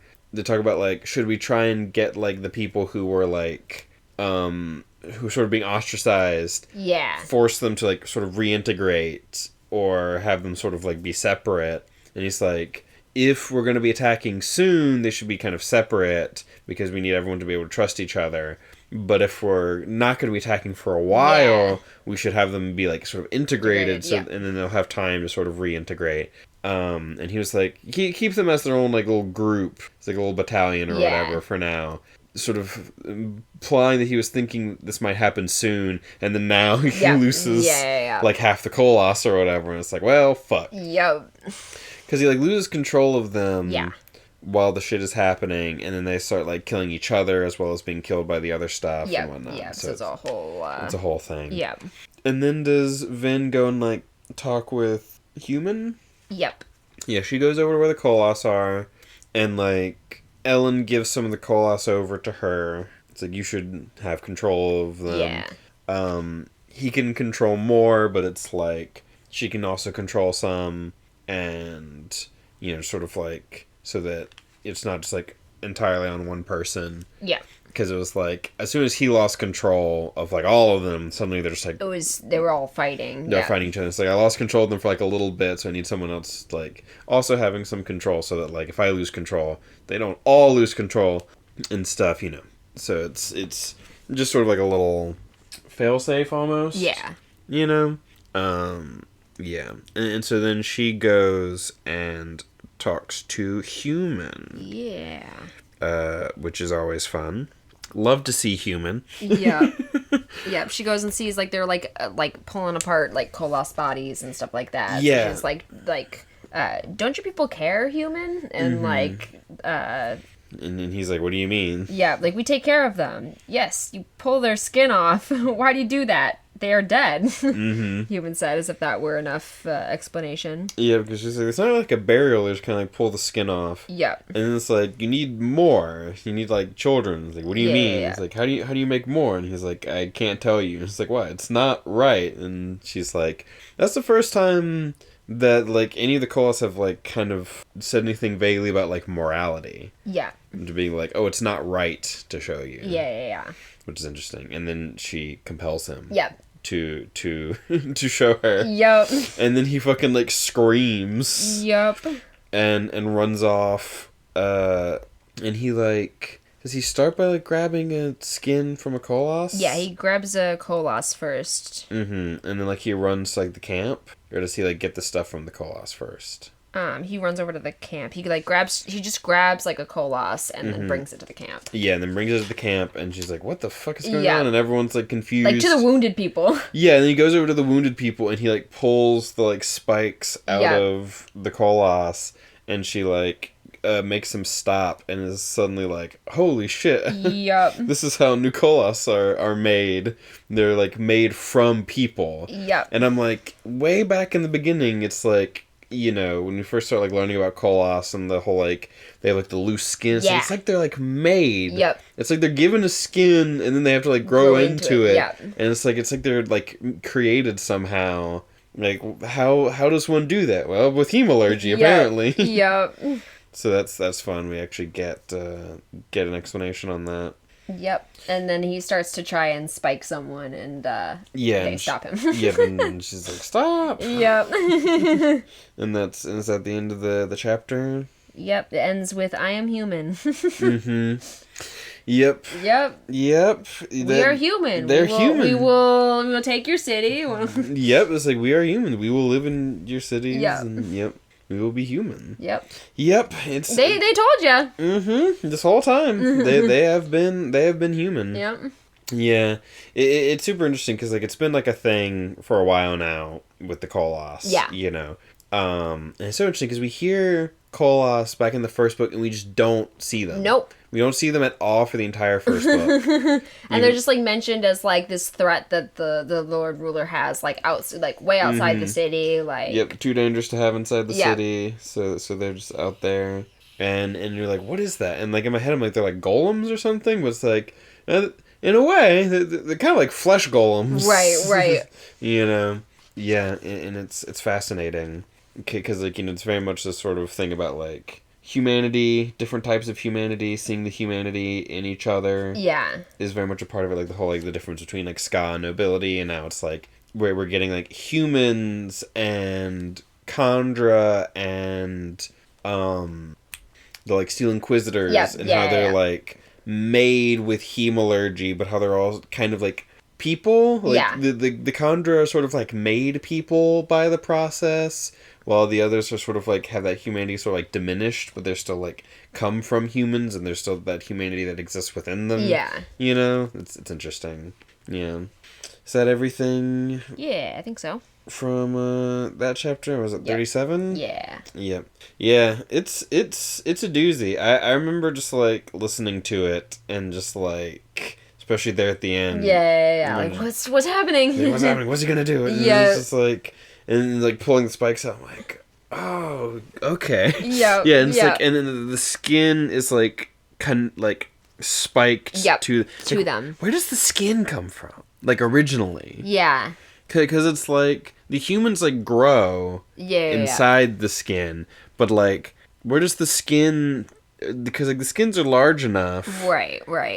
I think he like basically took the skin off of that Kolos and like spiked the whole skin into the person. Was gonna spike the whole skin into the person. I know, but like like the first skin. Yeah, like that skin comes from a Kolos, and it came from a Kolos, and it came from a like when you make new Kolos, not from dead ones. Like, the first Kolos that were made, where did their skin come from? Yeah. Like, what's up with that? Is it, like, the skin of the 5 people? Probably. You know? Just, like... Yeah. Somehow? Something like that. But they're blue.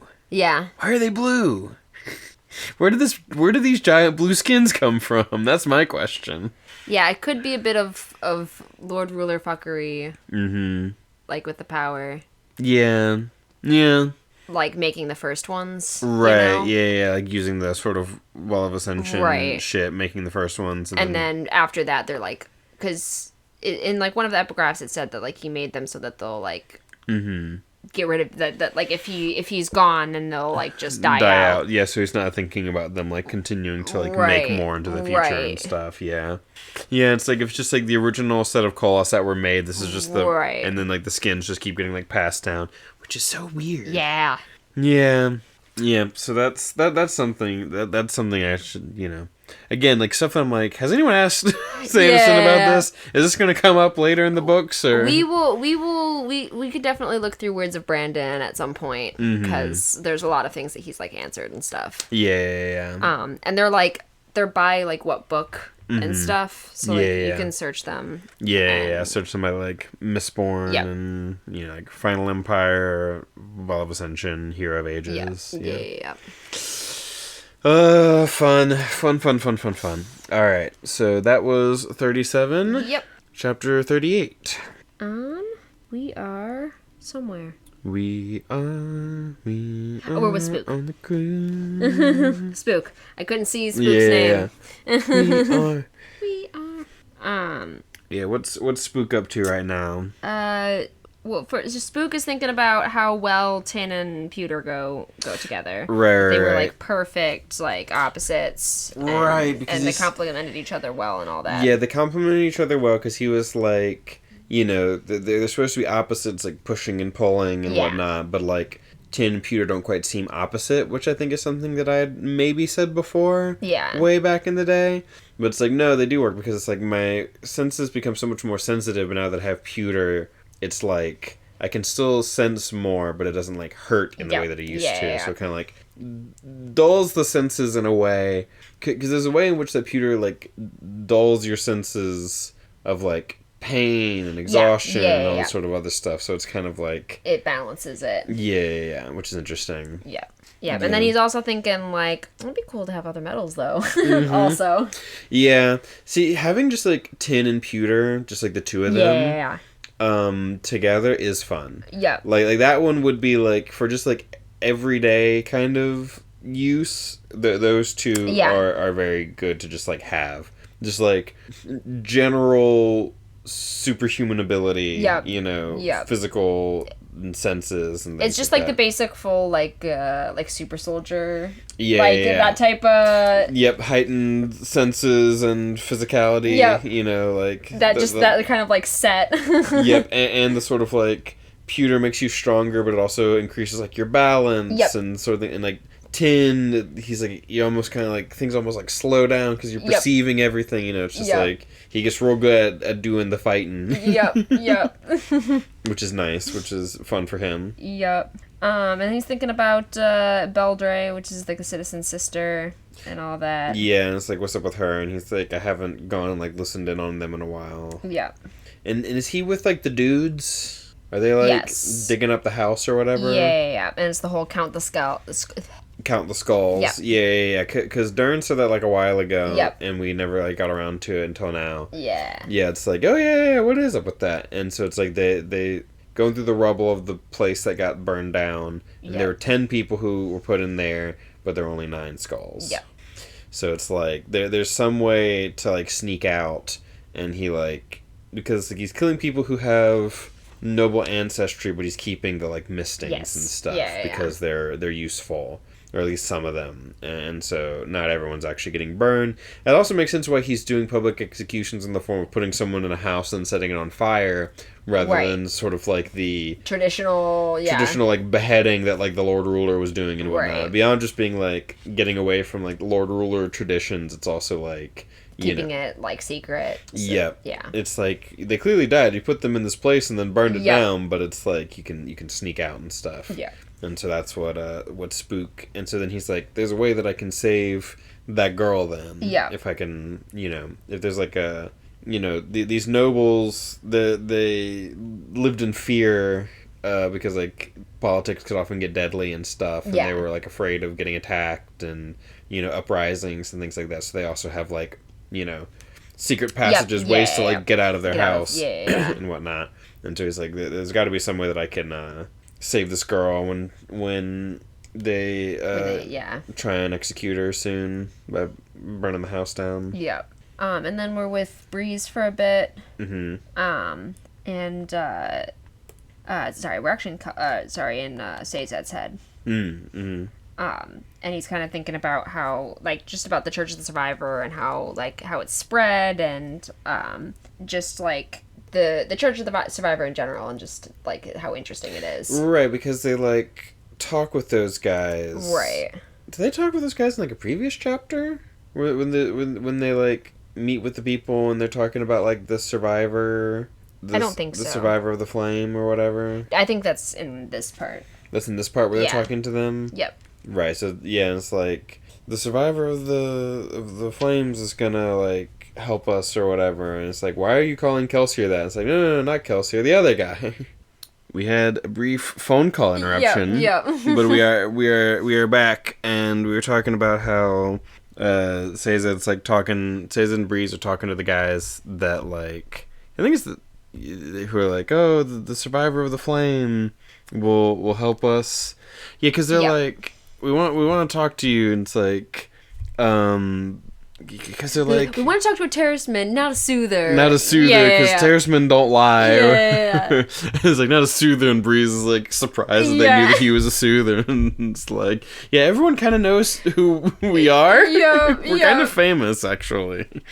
This is what happens to your adventuring party after a while. Yeah. After a while, your adventuring party does enough big stuff that you become famous. Yep. And it's harder to do certain things. One of them martyred themselves and got themselves turned into a religious figure. Yep. Now we're all roped into it. One of us martyred ourselves and turned into a religious figure, and now one of us is doing that again. Yeah. I can't believe this happened again. Now we've got the survivor of the flame. Yeah. Yeah. Yeah, so that's fun. Yep. Because it's like, what? Who could that be? And I'm like, okay, so this is why we couldn't have Spook actually explain himself, because we have to have like, ooh, the survivor of the flame, who's that? As opposed to being like, so I was in this burning building and then Kelsier showed up. Yep. And then crazy's just been happening since. And crazy's just been happening since, and then it's like the survivor of the flame, and then Caesar would have been like, wait, what'd you do? Wait, don't tell me this is fucking, yeah. So yeah, that's fun, and I think that's the end of the chapter. Yeah, it's the end of the chapter is them being like, whoa, what's going on with that? But yeah, because it's like Caesar and Breeze are essentially like. Says it's like, yeah, no, we're here to help. Yep. Yeah. We're not just trying to like take over the city per se. I mean, like, we are. Yep. But like, we want to try and because it's like, you'd put like Venture, a Venture in control again. Yeah, and he's like, Ellen is not his father. Ellen isn't his father. It's different. It's like, we just think that he'll do better than how things are here. And it's like, yeah, well, that's not too hard. And then they're like, do the terrorists follow him? And he's like, yeah, basically. He's like, yeah, kinda, sorta. They prefer me, but I said no. Yeah. Yeah, he's like, yeah, basically. And then his head's like, I mean, they wouldn't if they were following me, but I don't want to do that. Yeah. So they'd rather follow, have me be in charge or whatever, but, yeah. And there's a whole thing about, like, the terrorists trying to rule themselves. Yeah. But they've come to sort of seek an alliance, and it's like, well, the terrorists were already ruling themselves in a sense, because the Lord Ruler was ruling, and that was bad, and, Yeah, and they had the Synod and stuff. But it's like, it's not about being sort of insular. Yeah. It's like, the point that he's trying to make, I think, is more sort of like about, like, being like this sort of insular community of like, the terrorists have learned that you gotta like work alliances with, Ellen and whatnot, and trying to be like, Ska ruling Ska, but you gotta like learn how to like work with other people, and work with us and whatnot, because it's like, self-governorship seems like a good idea, but actually it's perhaps sort of like the cynical way of looking at that. But it's like, I think that's not the point he's trying to make. Yeah, it's more that just like, the transition period is difficult, trying to like... it's one of those things where it's like, you gotta understand that like, the difference between the Ska and the nobility is we're all still people, and that's an important like thing to remember. Right. Same with like the terrorist people, it's all just a bunch of people being people, as opposed to like, we are terrorists, we are Ska. Yeah. So we should have a Ska in charge, we should have a terrorist in charge. It's like, no, we should have the right person in charge. It's, because anyone can be a supremacist. Yeah. Of some sort, But yeah, and so that's the end of that chapter? Yep. Was that 39 or 38? That was 38. Alrighty. Chapter 39. We're with Tensoon. Tensoon, yes, because we get sort of like a brief little moment with Tensoon, right? Yeah, it's pretty short. Yeah, because he's like hiding out in a cave. First he like just like looking at all the ash falling, and is basically like, why won't they like believe me? Why won't they leave their home and like, it's like, why can't they understand? Yeah, that all this stuff is happening. Yeah. And just, like, thinking kind of about, like, the first generation, second generation, and, like, the first contract, and, like, what it is, and stuff. Right, and sort of, like, viewing the first contract as, like, say, less literal and more sort of metaphorical. Yeah. Is what they've been trying to do. Because if we actually sort of took it literally, they'd have to, like, do more. Yeah. Or something. Yep. The first contract was a set of instructions, actions to take when the world began to fail. Not just ceremony, not just metaphor. He knew its contents frightened some of the Khandra. For them, it was better for the first contract to be a philosophical, abstract thing. For if it were still concrete, still relevant, it would require great sacrifices of them. Yeah. Which, in some ways, almost feels like, no, we need more... It's like more biblical literalism. But I don't feel like that's quite necessarily what we're going for. But it does kind of remind me. It is the language that, like, biblical literarists, like, kind of use sometimes. But I don't think that's what it's going for. But I do get you. Right. Although it is interesting because it does kind of make me think of, again, esoterica talking about Jewish... esoterica, Jewish mysticism and whatnot, because there's this idea of, like, the law, right? Jewish law, and, like, what it means, and it's like, well, if you're interpreting it, like, if it's just, like, metaphorical, if it's just a bunch of, like, stories and morality tales, then, like, what's the point? Yeah. It's like, and this idea of, like, in a time in which, like, there's a lot of, like, Christians trying to force Jews to convert. It's like, well, if it's just kind of like, sort of like a morality thing, just sort of like a, abstract kind of thing, and you can still follow those and say that you're whatever. People are like, no, you have to do the thing specifically. They say that you have to do this, that, and the other thing, so you need to do this, that, and the other thing. And with, like, the Sefer Zohar and stuff, there's this idea, it's like, if we just do the law correctly enough, if we get everyone to do it right, then it'll put God back in proper balance. And everything will be fixed. And it kind of... It's not exactly like that, but there is a sort of thing where it's like... The early sort of Jewish stuff around God, they have a vassal contract with God. God is our Lord. And we have this vassal contract with God. It's very much like... other sort of like Mesopotamian vassal contracts. And so it's like literally we had a contract with God. And it says that we will do this, that, and the other thing. And so it and this sort of like the veneration of elders, the sort of traditional nature of it, there's It the falling ash did affect the Khandra people. It affected them greatly. They had legends about this exact event. What good was the first contract? What good was the waiting, the protection of the trust? To most of the Khandra, apparently, these things had become a point unto themselves. But it's also interesting because it had become a point unto itself. It weirdly also feels in line with the stuff that I was just saying, because there's a whole thing with like some of the Jewish mysticism where it's like the most obscure, the most seemingly unimportant bits of the law and like the most obscure tiny Jewish holidays that like no one really even like bothers celebrating. It's like those are going to be the most important when, the time comes, when the end of days comes, because they seem so weird and unimportant now. That's just because they're going to be important in the kingdom to come, in the future when the Messiah comes back and all that sort of stuff. In the future, this holiday is going to be the most important because it's the least important now. It's kind of like, the point is that it's weird and that it seems pointless. That's the point.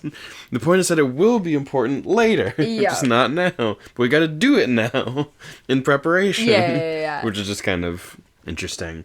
So it's like the Khandra feel in some ways like they have a sort of similarity with like, sort of like the Jewish tradition and that whole like a vassal contract with God. God is our Lord, and the way in which this nation is lords over us. Like, we have a contract with them, explaining like what we do, which is sort of like a unique thing to the Jewish faith in comparison to sort of the other like Canaanite religions around it and stuff. Yeah. We have a contract with God. It's also interesting because, like, he's like, no, we have to follow the contract, all of that. And then kind of the end of the chapter is, like, talking about the contract and, like, technically, like, he can't fulfill it. Yeah. You know, like, the ending is the first contract was explicit. When Ruin returned, the Khandra were to seek out the father to serve him. Unfortunately, the father was dead. The first contract didn't take that possibility into consideration. Yep. So, unable to go to father, Tensoon did the next best thing. He went looking for Ben. Right. It's just interesting.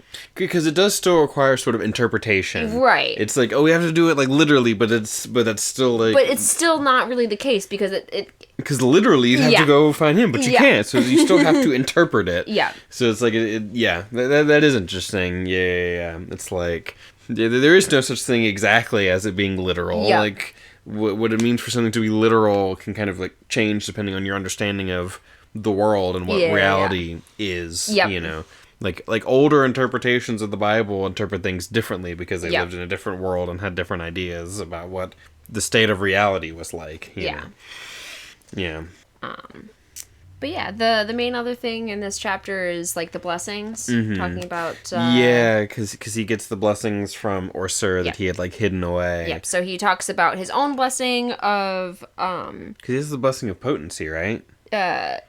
Yes, the original blessing that he has is the blessing of presence, right? Yeah. So Tensoon has the blessing of presence, and then he gets Orsur's blessing of potency. Gotcha. So now he has... both. Yeah.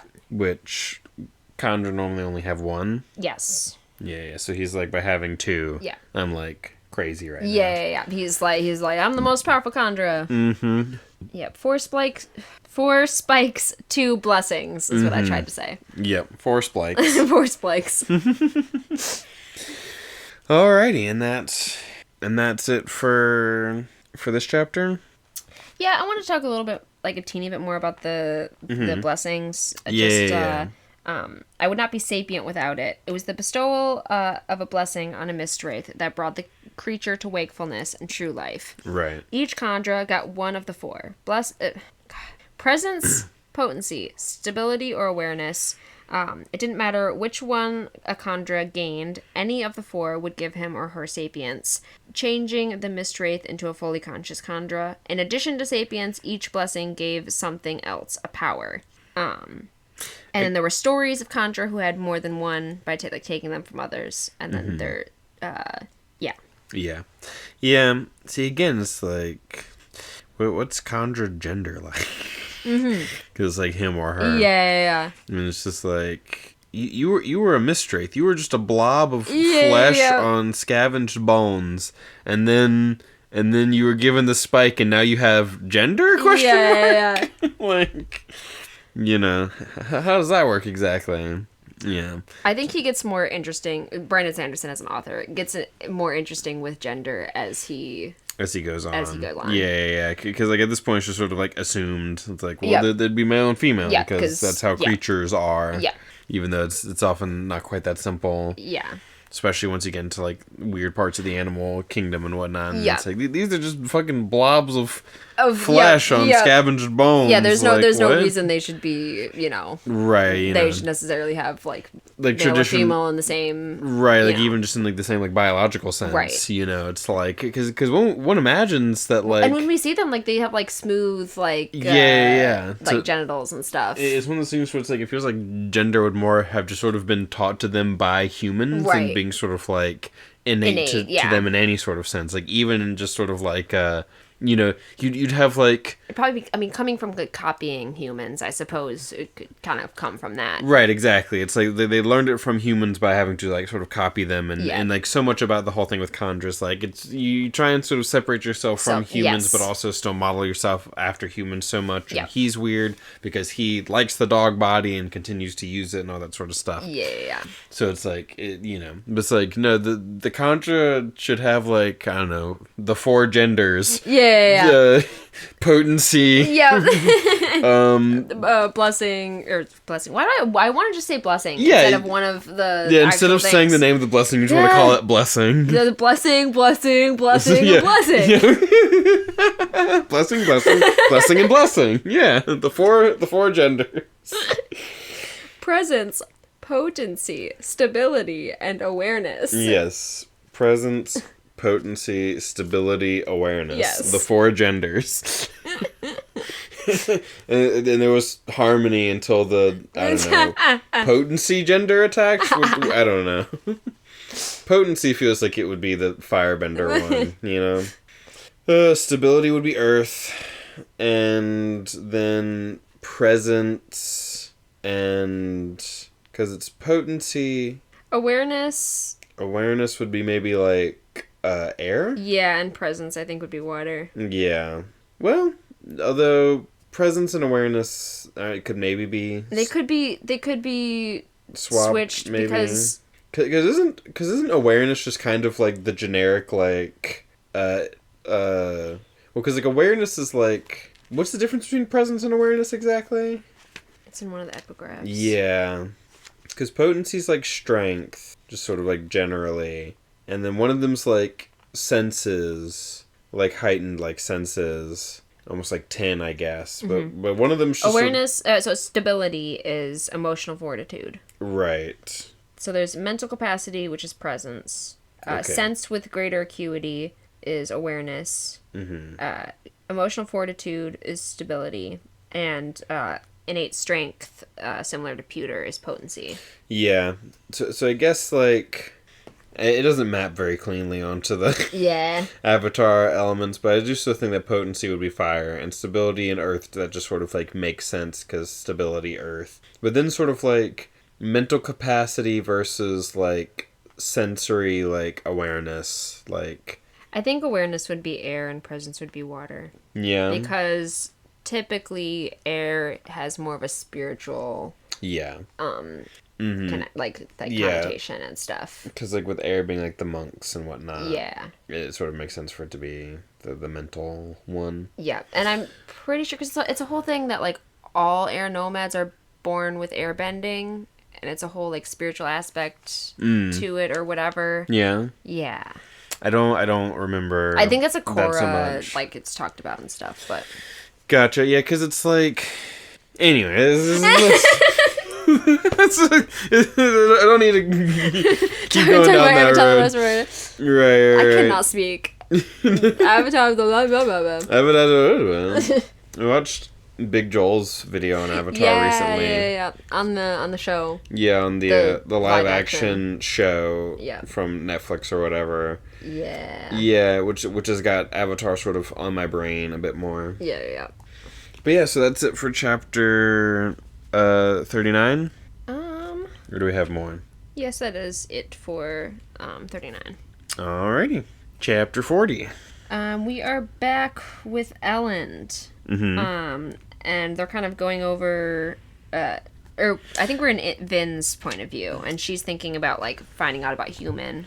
Right, yeah. And they're sort of discussing the whole thing with like, you know, how the Koloss work and how the Steel Inquisitors work, and it's like, oh, they can be controlled with allomancy. You know, all of them can be. The Khandra can be controlled by allomancy. The Koloss can be controlled by allomancy. So seemingly also the Steel Inquisitors would be able to, because they were always like particularly sort of like fervent and like more sort of fanatical than the rest of the groups for the Lord Ruler, which probably has to do with the fact that he could somewhat control them in that way. Because like what's his fuck, the you know, the Obligator who we like. I think it's whatever his name is. Is it Norden? Yeah, Norden. Is like, because they're like, Norden, where do Steel Inquisitors come from? Yeah. Like, there was always like sort of rumors that they would like kill people, and that they need to like kill people to make Steel Inquisitors or whatever. It's like, yes, it all makes sense. You know, gotta do that. It's like, it. That's why the Inquisitors were so keen on hunting down Scott Mistings.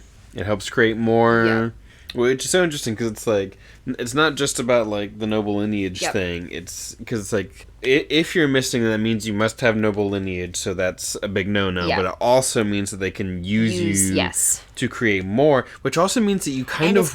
it's also better to make inquisitors. Like, you don't want to make them with your nobles. Yeah. You know? Yeah, you don't want to make them with nobles, so you kind of want to have a certain amount Yep. of these, like, ska mistings You just around. want to be able to find them. Because also, the thing is that they say that all of the original Steel Inquisitors were made with a gold spike that had feruchemy in it, healing. which means that the Terrace breeding program wasn't necessarily actually trying to breed out feruchemy, because they must have kept some specifically for the purpose of turning them into Steel Inquisitors. Not turning them into, but using them to make Steel Inquisitors have the gold spike with, although it said the original ones, so maybe that's something that they did back before they started doing the breeding program thing, but like the implication that I think the original ones like just means like the ones from the Lord Ruler's time. That's kind of what I thought, but just as I was saying it, I was like, well, technically original could just mean be, like the first ones. Yeah, so that would imply that like they weren't trying to breed feruchemy out of existence. They were just keeping a tight leash on it so that they could use it just for this, which is interesting. It's like, why not just kill all the Terracemen? Yep. You know, it's like, if you're worried about feruchemy, why keep the Terracemen around? Why not just... you want some of it. Because you want some of it. And it's like, because like, you could have just gotten rid of all of them. Yeah. And then you wouldn't have to worry about it at all. You could just kill all the Terracemen. They're all gone. But no, we got to keep some around, because we got to breed some that we can then use. Because because they probably like... Because if we just let it happen, because it's like some of them are like, you know, it's like we know, because like they kind of knew that the Synod, like, it's more to keep track. Yeah, it's just like, it's kind of like how I was gonna enough Wheel of Time spoilers, but you probably know what I'm talking about. Not right this second. No, it's been too long. How one group knew that another group existed because it's like... Yes. You're right. You know, it's like, we knew they existed. And it's like, actually, we didn't know that it was quite like this. Yeah. Which I feel like is probably how they were with, like, the Synod and stuff. It's like, we know that these fucking Terracemen, like, exist out in the world that have feruchemy, but then we can, you know, use them to make Steel Inquisitors, much like we do with the Mistings. You let a certain amount of them exist so that you can, you know, continue to make your super soldiers... And then it's like, they have like a whole like government and stuff. Well, now that the Lord Ruler's dead, we'll just go tidy that up real quick. Yeah. And that's why, because I was always like, they're killing Terracemen. Yep. They're specifically keep saying that they're killing these Terracemen to make these Steel Inquisitors, and so they can have the feruchemy, because they all did. So, it all fits. Yep. It all fits together, and that's also part of why I'm like, I don't trust the voice that Vin hears, that Zane hears, that Spook hears, because they've been feruchemied. Or hemalurgied. Hemalurgied, yes, sorry. They've been hemalurgied, so it's, or at least I'm, you know, again, Vin earring theory. Right. Hemalurgied, so it's like they're hearing these voices, and it's Ruin talking to them, because Ruin can't just straight up control them, because it's like you need more than that, I think. Yeah. And it's also like placement and stuff. So that has something to do with it, which is like, what does that even mean on a Khandra, now that I think about it? Because like, if placement's important, how do you properly place it on a... I don't know if placement matters as much with Khandra, or if at all. Because they just absorb them in. Like, they just hold them in their body. Right, yeah. Yeah, it's just like, you know, but it's like, it's just an important part with like the humans and stuff, so it's just like, it's odd. Right. Yeah, it's just kind of one of the odd things about it. But anyway, it's crazy. I don't know what, because it's like, her earring like shoots out at one point. Like, because in the first book, the earring gets like shot out of her by the Lord Ruler. Yeah. And then after that, she draws on the mist. Yeah. So I feel like that has something to do with it, but I don't know how. I just don't know. Yeah. I'm like, what's the story? Yeah. What's the deal? There's so many little pieces. One of them being in her ear and one of them being in Spook's chest or whatever. Yeah. All pieces. Yeah. So they're doing a lot of discussion on... Yeah, so they're talking a bit about, like, the numbers, like, the crazy, like, 16 showing up everywhere. Yeah. And so then, like, they're telling it to Set, and Set's like, you're saying that a person made all those soldiers sick? Because, like, someone's saying... Here, wait. Yeah. These numbers are the same, my lord. They're too organized, too repetitive to be natural. They had to have been crafted by somebody. You're saying that a person made those soldiers sick? A person? No, not a person, I'd guess. But something intelligent must have done it. That's the only conclusion I can draw. Something with an agenda. Something that cares to be precise. Right. Yeah. It's interesting. It's like, why exactly 16 and stuff? Yeah. And earlier, Demu was, like, talking about a bunch of other things that were 16 related. Yes. Was that in the earlier chapter? I think that was in the earlier chapter when they're talking about all the, like, 16 days and all that stuff. It's like, Kelsier was gone in the pits for 16 months or whatever, and Vin was 16 when she joined the crew and all that kind of jazz. Yeah, because I like... Oh, yeah, there it is. I did mark it. Yeah, it's the number of fortnights a survivor spent in the pits of Hathsen and how old Vin was. Which funny, 16 fortnights? Yeah. Because, like, a fortnight is 2 like... weeks. It's 2 weeks. So it's like, wow, you really kind of worked to get to 16 there, I feel like. Yeah. 16 fortnights. So 32 months. If 2 months is a fortnight. Yeah. Sorry, 2 weeks is a fortnight. So 32 weeks. Because if 2 weeks is a fortnight and it's 16 fortnights, then that's 32 weeks. Yeah. Which would only be like, which wouldn't even be a full year. Yeah. If it's the same kind of... Hello. Audacity crashed. Yeah. I hate Audacity so much. Like, Audacity is way more usable than the video editing program that I use. Yeah. Because the one time that I tried to use the video editing program for anything more than just literally putting the audio in and then putting the background image, it sucked. Oh, it sucked so bad. And Audacity is better than that. Yeah. But I do still hate Audacity. Every now and then you just need a reminder that Audacity sucks and I hate it. Thank you, Audacity, for being free and allowing me to use you. But Audacity crashed. Yep. Luckily... We were in the middle of a sentence, and then all of a sudden it's like, it's not recording. Yep, that's why we were in the middle of a sentence, and then suddenly it's just going to be this now, because it just stopped recording. It just, like... It was like, because we're here looking at it, and you just see the little line moving forward, and like it generating the timeline or whatever. And you like see the sound waves. Yeah, and it just stopped. Yeah. It just like, and then, you know, it's the whole not responding, all that kind of stuff. And so... And we were worried it wasn't saved, and that we might have lost the whole thing, but we didn't. We didn't. We didn't lose the whole thing, and we've saved now, but as part of like, well, what's going on? Tried unplugging the microphone to be like, well, that'll stop it from like recording, so maybe that'll like get it to like load properly. It didn't help, and so then we restart Audacity, but the microphone wasn't plugged in. So then I plugged the microphone in, and there's a thing, audio setup and like rescan audio devices or whatever. It doesn't do anything. I've used it in the past, and it actually pick up the microphone after doing that. No, it just doesn't do it anymore. You have to close out of the program entirely and then reopen the program. Like, you have to close out the program entirely, then plug the microphone in, and then open up Audacity. It has to already be plugged in when you do it, or else I literally don't know how to get Audacity to recognize the microphone. To recognize, like just after starting Audacity at all. Yeah. To then plug in a new microphone, you have to do something to get it to then recognize the microphone. I don't know what. Yeah. I don't know what that is, but you have to do something, I guess, so that it'll recognize the microphone. And it's stupid, and I hate it. Just when I plug the microphone in, recognize it. Right. Just be like, oh, there it is, new microphone. Hey, do you want to like? Or just like, do you want to connect to this microphone? Yes, because Discord asks you for even the most minor thing whether or not you want to switch to this new audio device. Yep. But Audacity, a fucking program that's whole purpose is recording audio, is like, no, we're not going to do that. So anyway, fucking 16 fortnights isn't even a whole year. And we think that this planet is roughly Earth-sized. Yeah, that was my comment that I said that it didn't get recorded. Yeah. But that is all. Yeah, so that's all.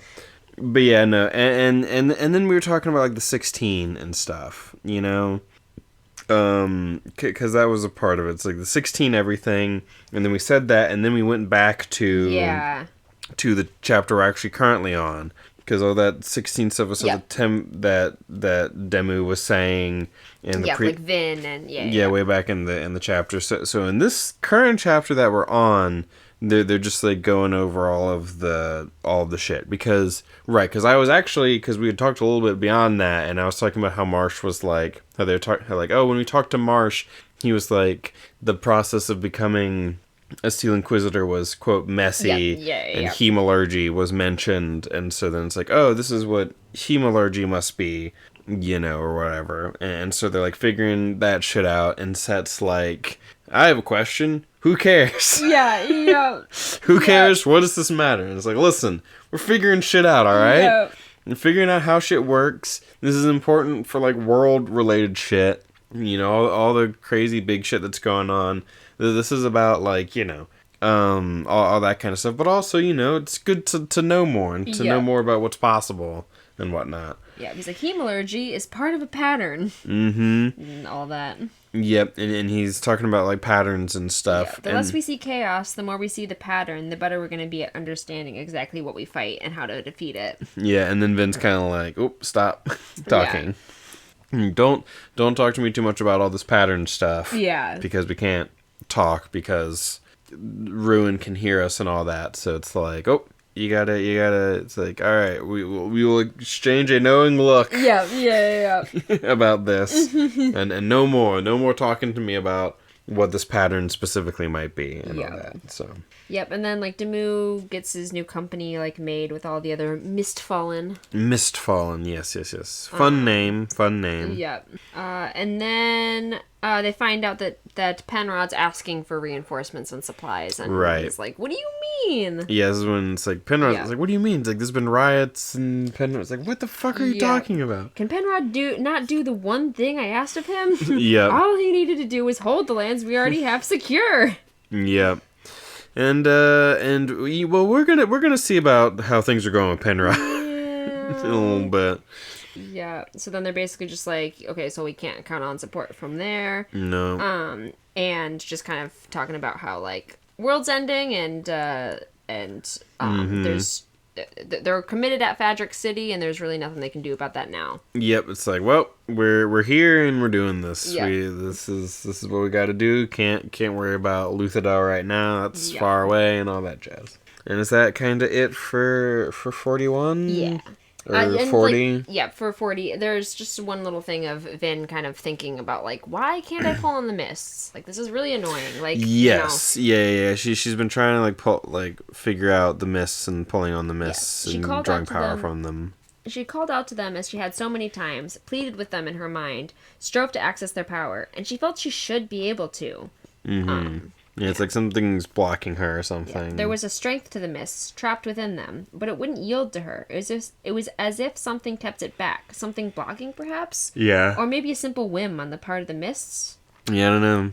Her earring, maybe? I don't know. Why help me that once, but never again? Am I mad, or did you really give me power when I demanded it? Mm-hmm. Yeah. Yeah, because back then, it had been shot out of her ear by the Lord Ruler's bullshit. Yep. So I'm like, maybe that has something to do with it. I don't know. Yep. But that will be chapter 40. Alrighty. Chapter 41. 41, we're with Sazed, and he's super excited about how... Right. Yeah, about how the religion and the Church of the Survivor has been, like, changing and adapting. Spreading and all that. Yeah, and he's like, oh, instead of having, like... I don't know, Sazed. I see what you're trying to say about how it's like, oh, instead of, like, an organized set of priests trying to uphold orthodoxy, you have like a series of survivors or whatever. Yeah. Different sort of figures trying to sort of set themselves apart and do different things or whatever, and so it won't be, the same. And I'm like, yeah, I mean, he is still trying to be in tradition with Kelsier, though. Yeah. But, yeah, there's still going to be precedent, and an idea will still form as to, what one of these kinds of people should be like. Yeah. And so there'll probably still be some sort of orthodoxy that ends up sort of coming out of it. Yeah. Down the line, I imagine. Although I do see your excitement about, ooh, potential for different kinds of Messiah figures, essentially. Yeah. And stuff, which is interesting. And it's fun to see Sazed sort of, enjoying thinking about religion again. Yeah. Even just sort of ooh, it's it's just interesting. Yeah, just having fun, enjoying a thing that he used to like, you know. Yeah. It's even if he doesn't believe in the religion, still just having the curiosity about people and their religions and how they think and how they choose to organize themselves and stuff like that. It's still worth studying and focusing on and thinking about, and it just seems happier. Yeah. And then, of course, Breeze is whatever. Yeah, he's being poking at him. He's poking at him a little bit. Yeah. It's well, I knew you'd be talking about it all the time. Yeah. It's I thought you wanted me to be thinking about religions again. It's well, if I'd known you'd be talking about it so much, maybe I wouldn't. Yeah. And then he's well, it's probably not really the time because people are about to be executed, so kind of get it. Yeah. Yep, because they're about to watch that public execution, and they're waiting for this new survivor to show up. Yep. And then as soon as Spook shows up, he says it's just hold on a second, that's fucking Spook. Yeah, first we go with Spook and kind of see his little rescue operation and stuff from his point of view. Right. And there's this little kind of exchange between him and Kelsier or whatever. Yeah. In his head where he's I can't do it, he whispered. You can. You practiced with the cane, I've watched. Plus you stood up to those soldiers in the market. They nearly killed you, but you were fighting two thugs. You did very well. Mm-hmm. You need to save those people, Spook. Ask yourself, what would I do if I were there? I'm not you. Not yet, Kelsier whispered. Not yet. Yeah, I don't know what to do with that exactly, because it's why would Ruin... Because there's a whole thing Ruin can build one thing up if it's for the purpose of knocking two other things down. Yeah. So it's so that could explain some of what's going on here, but it's what's he hoping to sort of get out of Spook? What is this fake Kelsier, or what I imagine is fake Kelsier, trying to get out of Spook? Is sort of my question right now. It's just what do you it's sort of sort of encouraging this almost delusion in him. Not exactly delusion, but sort of be like me, do all this sort of stuff, you can be great like me, sort of that kind of thing. And I can see how that could end up being harmful to Spook in the long run. But I'm what's the goal exactly with all this? Yeah, and so he does his little rescue operation. He fights the guy. Yep. And the thing that kind of gets him to fight or whatever is it was the crying child. Kill them, Kelsier screamed, and then he starts going at it. Yep, because again, it's instead of kill them, God said, it's kill them, Kelsier said. Almost every time he kind of has appeared in this, at least in this little bit, he's telling him to kill someone. Yeah. Yep, it feels the it feels soldiers like can't Zane. be allowed to escape. Just every kind of line. Yep. Yeah, it very much reminds me of Zane and his whole stuff going on. And then because it's the guy holds the girl captive or whatever, and he lets the other people escape. And the guy tries to go, just bar the door or whatever, and he's wait, and then he gets the guy once he lets go of the girl because he's trying to get to the door. Yeah. And then he's trying to open the door, but he's trying to bust it down. And it's oh no, actually I can't just bust down this door with my pure strength. Oh fuck. Yep. And it's no, think about it. There's a way out. There's another way out probably. And he ends up jumping through a window or something. Yeah. Yep. Yeah, and then that's when Sazed's wait a second, that's Spook. Yep. That's Spook all on fire and shit. Yep. Yeah. And there's a little bit of Alrianne riding the crowd. Right. And Sazed's damn, she's as good as Breeze, didn't even realize, because everyone's getting angry and stuff. Yeah, because Ariane's there and she's upset about what's going on, and it's trying to, and Breeze is getting says it's getting all angry and stuff, and then Breeze is it's now's not the time. Yep. But then it's okay, actually now is the time. Yep. Yeah, after Spook shows up and he's about to get like attacked and stuff. Right, get the riot going, get the people mad at for what's going on here.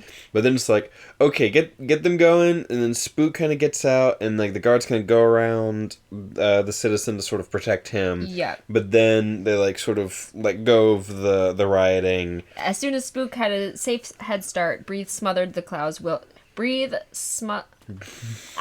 can't talk. Yeah, Breathe smothered becomes Breathe. Yeah, I'm yawning, and we only have one more chapter left after this. We do. But Breeze soothes everything that the riot doesn't get so out of hand that people start getting like killed by the guards and stuff like that. So like a brief little flare up to give Spook an opportunity to escape, and then they tone it back down. Yep. And so and I'm like, yeah, this is, because like, I tend to try not to be one to be like the hand of the author, like trying to be like, and the author was trying to do this, because like, you can't like know and stuff, and it gets on my nerves sometimes when people are just like, oh, this only happened because the author was trying to blah, blah, blah, blah. And a lot of times I'm like, I don't necessarily like feel that way, but this time I'm like, it's like, why is Spook not communicating? And then this happens, and I'm like, is it so that this could happen? So we could have this moment where it's like, oh, it's Spook. And so that, like, not Breeze. God, I keep wanting to call Sazed Breeze. Because Sazed and Breeze are together, and I just keep wanting to fucking call him Breeze. But no, Sazed is, like, happy, thinking about religion again, because he has this sort of like, oh, how is the sky? Religion changing and whatnot, and then it's like, oh, it's fucking Spook. Yep. Which is kind of funny, but it's like, is this why he wasn't talking earlier, so we could have this moment later? I don't know. Yeah. But, that's maybe being a little sort of cynical or whatever, to sort of think about it in those terms and whatnot. But, yeah, I'm just like, I don't know. In the moment, I'm like, this is the moment we've been waiting for. Now says it is allowed to know about some of Spook's bullshit or whatnot. Or at least it's going to maybe try and confront him directly. And it's like, well, will Spook say anything? We'd be like, oh, yes, I can do pewter now. Or is he just going to be like, I'm going to say some mysterious shit and try and leave again? Yeah. Which I would, because like at this point, I'm like, if he did that, I'd be like, fine. Because it's like, he's being confronted and he's being like flighty or whatever. I'd be like, but him like, no, I'm coming to you, but I'm still being flighty, as opposed to like, you're coming to me and I'm like trying to dodge or whatever. I don't know. Maybe it's just like a weird characterization thing, how I view Spook versus how Spook actually is in the story and whatnot, But yeah, it just sort of feels like we just need to contrive Spook not talking to Sazed for whatever reason, so we can have this little moment later. But that feels like perhaps like the sort of less charitable interpretation, and Yeah, I think my thought was always just like that he felt like he was told not to. Yeah. Or whatever. Yeah, it's just like it wasn't explicitly said in that scene or anything, but like that was kind of sort of what you kind of figured was going on. Especially like once getting like his kind of point of view and being suspicious and like what's going on and stuff. Yeah, because it's like, oh, never keep yawning.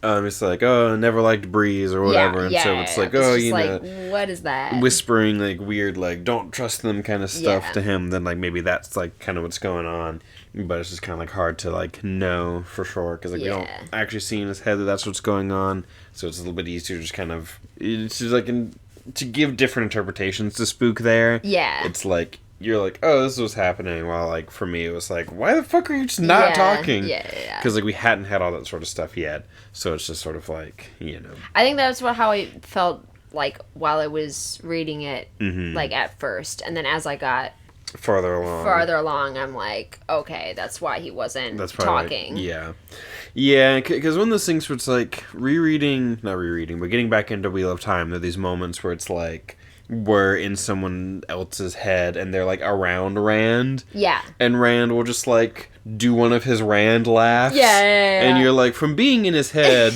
it could be like one of a few things. I wonder what's going on. But with Spook, it's just like we don't get any of those kind of like indicators. Yeah. From him to indicate like, oh, something's like maybe like going on here. Yeah. It's just like he's just kind of not talking to him. And I'm just like, why are you being weird and mysterious? And we don't have any sort of, like, tells other than that. Like, because, like, Zane had, like, tells about, like, when he was, like, having his kill them thoughts and whatnot. Because he'd do, like, the cutting and the other stuff. But with Spook, it's just kind of, like... Yeah, he doesn't really outwardly... Like, sort of, like, show it. Yeah, like, even, like, in this bit where, like, like, Kelser's saying that, like, he doesn't really make much of a... Right, you know, you don't really, like, see him. Because, like, there's moments where he does, like, out loud, like, talk to Kelsier. Yeah. You know, in quotes, Kelsier. When it's, like, when he's, like, alone and stuff. But, yeah, so it's just sort of, like, when the scene happens, it's just kind of, like, you know... I've been over it enough at this point. I think you get it. But, yeah, so that's it for 41? Yep. Alrighty. 42, our last chapter. Yeah, we are back with Marsh. We are back with Marsh. Yeah, for more fun times. Yeah. Yeah, because Marsh is now, like, in Luthadel, and he's going after Penrod. Yep. With the spike that he got. And there was some stuff in here that was a little unclear on, because he says something about, like, the spike doesn't have that much power in it because it's just been, like, sitting out for a while, but, like, it's like you don't technically need a ton of metal in order to do it. Impaling an unwilling subject with with a hemalurgic spike was a very tricky prospect. The spike's size was, in this case, immaterial. Just a pinch of metal dust could fuel allomancy for a time, or a small ring could hold a small ferrochemical charge. A rather small bit of metal could work for hemalurgy. Inquisitor spikes were made large to be intimidating, but in many instances a small pin could be as effective as a massive spike. It depended on how long the spike remained outside of the person's body after being used to kill someone. For Marsh's purposes this day, a small spike was preferable. He didn't want to give Penrod powers, just pierce him with metal. Okay, gotcha, yeah. So the longer it's left out, the weaker it is. And then the size doesn't really matter. It's more the placement and how long it's been outside of the body. Right, yeah. And that's, I sort of got, because, like, there's, like, something later when he talks about, like, stabbing him, because, like, Penrod gets, like, stabbed through later, and he talks about, like, if they remove it, it would kill him. Yes. Because he put it into the heart. Yes. And then, when we try to pull the spike out, the bleeding increases dramatically, my lord. The shard of metal got dangerously close to your heart. Dangerously close, Marsh smiled from his upside-down perch. Since Penrod was conscious, the surgeons could assume that the spike had come close, but somehow barely missed piercing the heart. Yet it had. And so then, like, we'll leave it in for now. Yeah, because it's, like, the hemalurgy kind of, like... affects the spot so that, like, the heart is, like, around it or whatever. Basically, yeah. Because they're like, oh, like, the brain, like, accommodates, like, the spikes or whatever whenever it's, like, through the eyes and because stuff. Like, the Inquisitors have such a big spike, like, it's, like, the heart is in just a different spot completely. Yeah, so, because, like, there was some part in there where it's, like, you know, because we talked about taking it out. For some reason, I thought at some point from, like, the stuff that was being said that I was, like... If there was more sort of hemalurgy-ness put into the spike, then he would he wouldn't die if it was taken out. But that was just me getting confused about, like, the longer the spike is outside the body, it, like, loses power. But for some reason I was getting confused. It's like, oh, the longer someone can survive without the spike or whatever. Right. Because there was something about, like, the longer it was out after the person died. And I got, like, mixed up. It's like... You know, like, how long after the spike was out, the person then died. Yeah. As opposed to how long the spike was out from the person who died. Yes. Like, yeah, like, the person dies, and how long is the spike out after that, as opposed to... Before after the spike, spiking someone. Yeah, as opposed to after the spike comes out, how long until they die. Yes. Was, like, I got myself, like, weirdly confused about that at one point. Yeah, basically, if they start to remove it, no matter how long or whatever, if they start to remove it, he will start to bleed out. Yeah, because it's, like, in his heart and all that jazz. And then, and with Ruin now able to touch his mind, not control him, but just nudge things in certain directions, Penrod would soon forget about the spike. The discomfort would fade, and with the spike under his clothing, no one would find it irregular.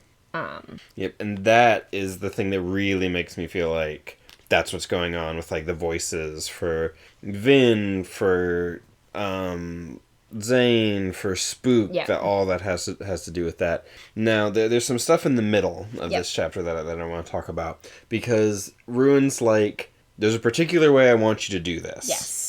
Because he starts he has, like, directions, and then he starts controlling them for the actual, like, stab to, like, get in the right spot. But yes. Right. But there's, like, a part where it's like... Fight him, Ruin said, but do not kill him. Make it a difficult battle, but allow him to feel that he's holding you off. Yes. So we do specifically have Ruin speaking to him. Yeah.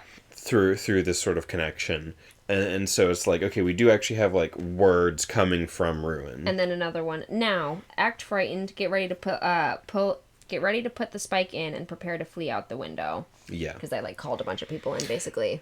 Right, yeah. It's like, Ruin sort of wants this to be seen. Yeah. Like, he can't just go in and do it immediately. He needs to, like, have him, like, fight back. Yeah. And then, like, you know, have it, like, work after, like, a bunch of people. It was like, he needs people to, like, see it and, like, know that it happened, seemingly, for some reason.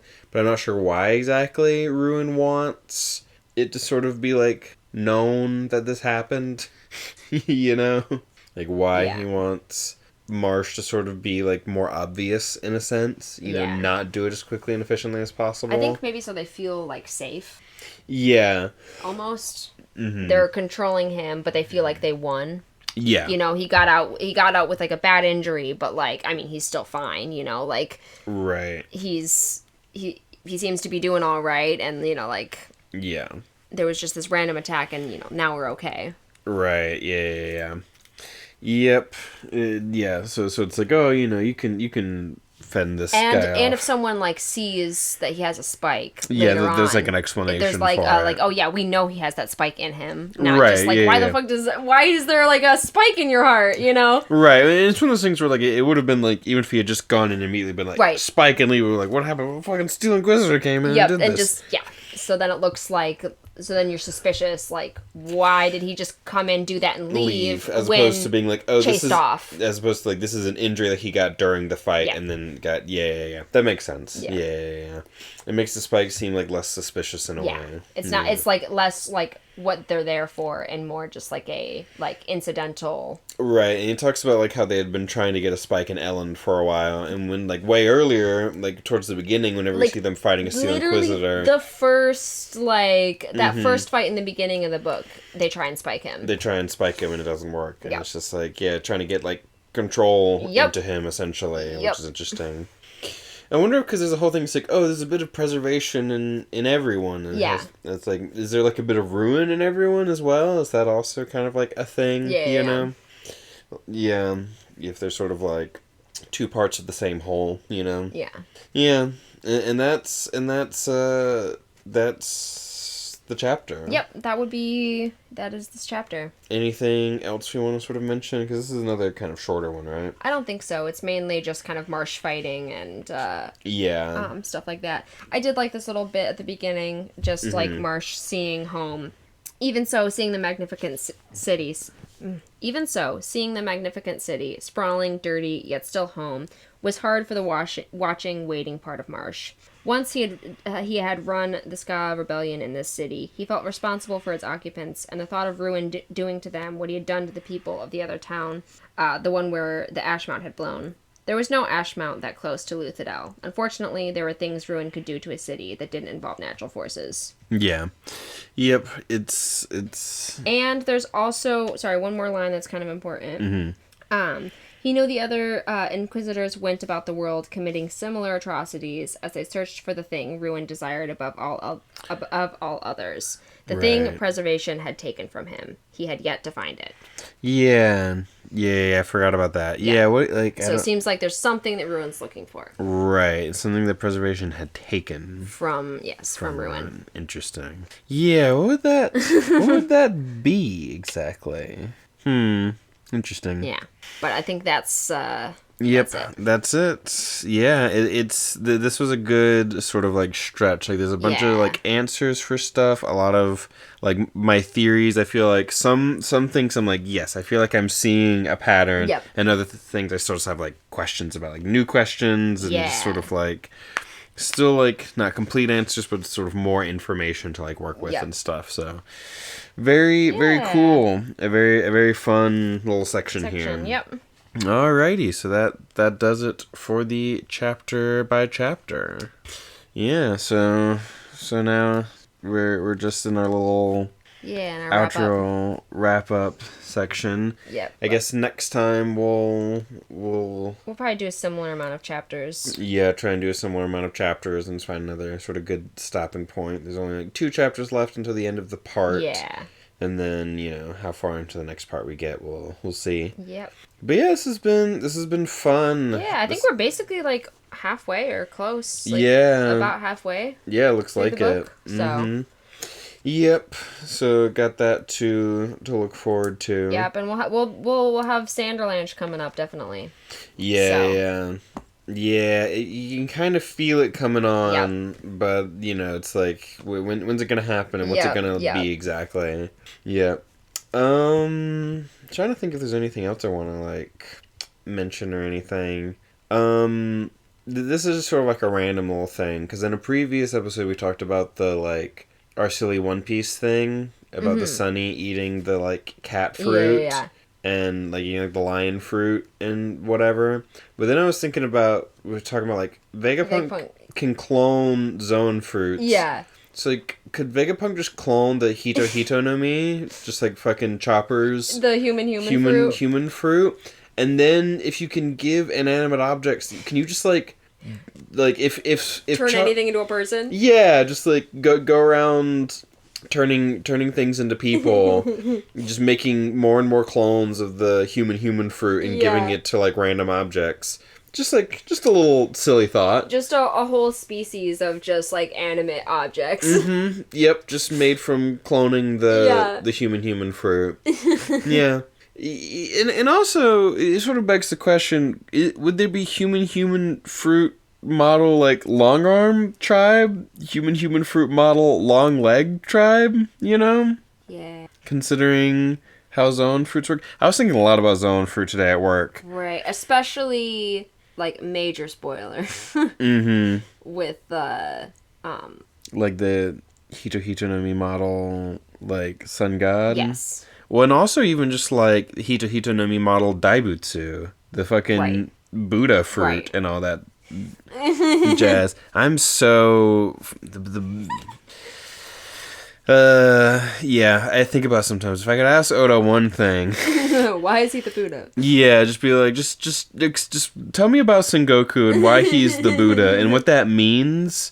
Just like, what does that mean? Yeah. And to you, yeah. Because you can't just ask, like, what's the One Piece? Right. That's lame. That's, Luffy yelled at you for that, in Sabaody. Yep.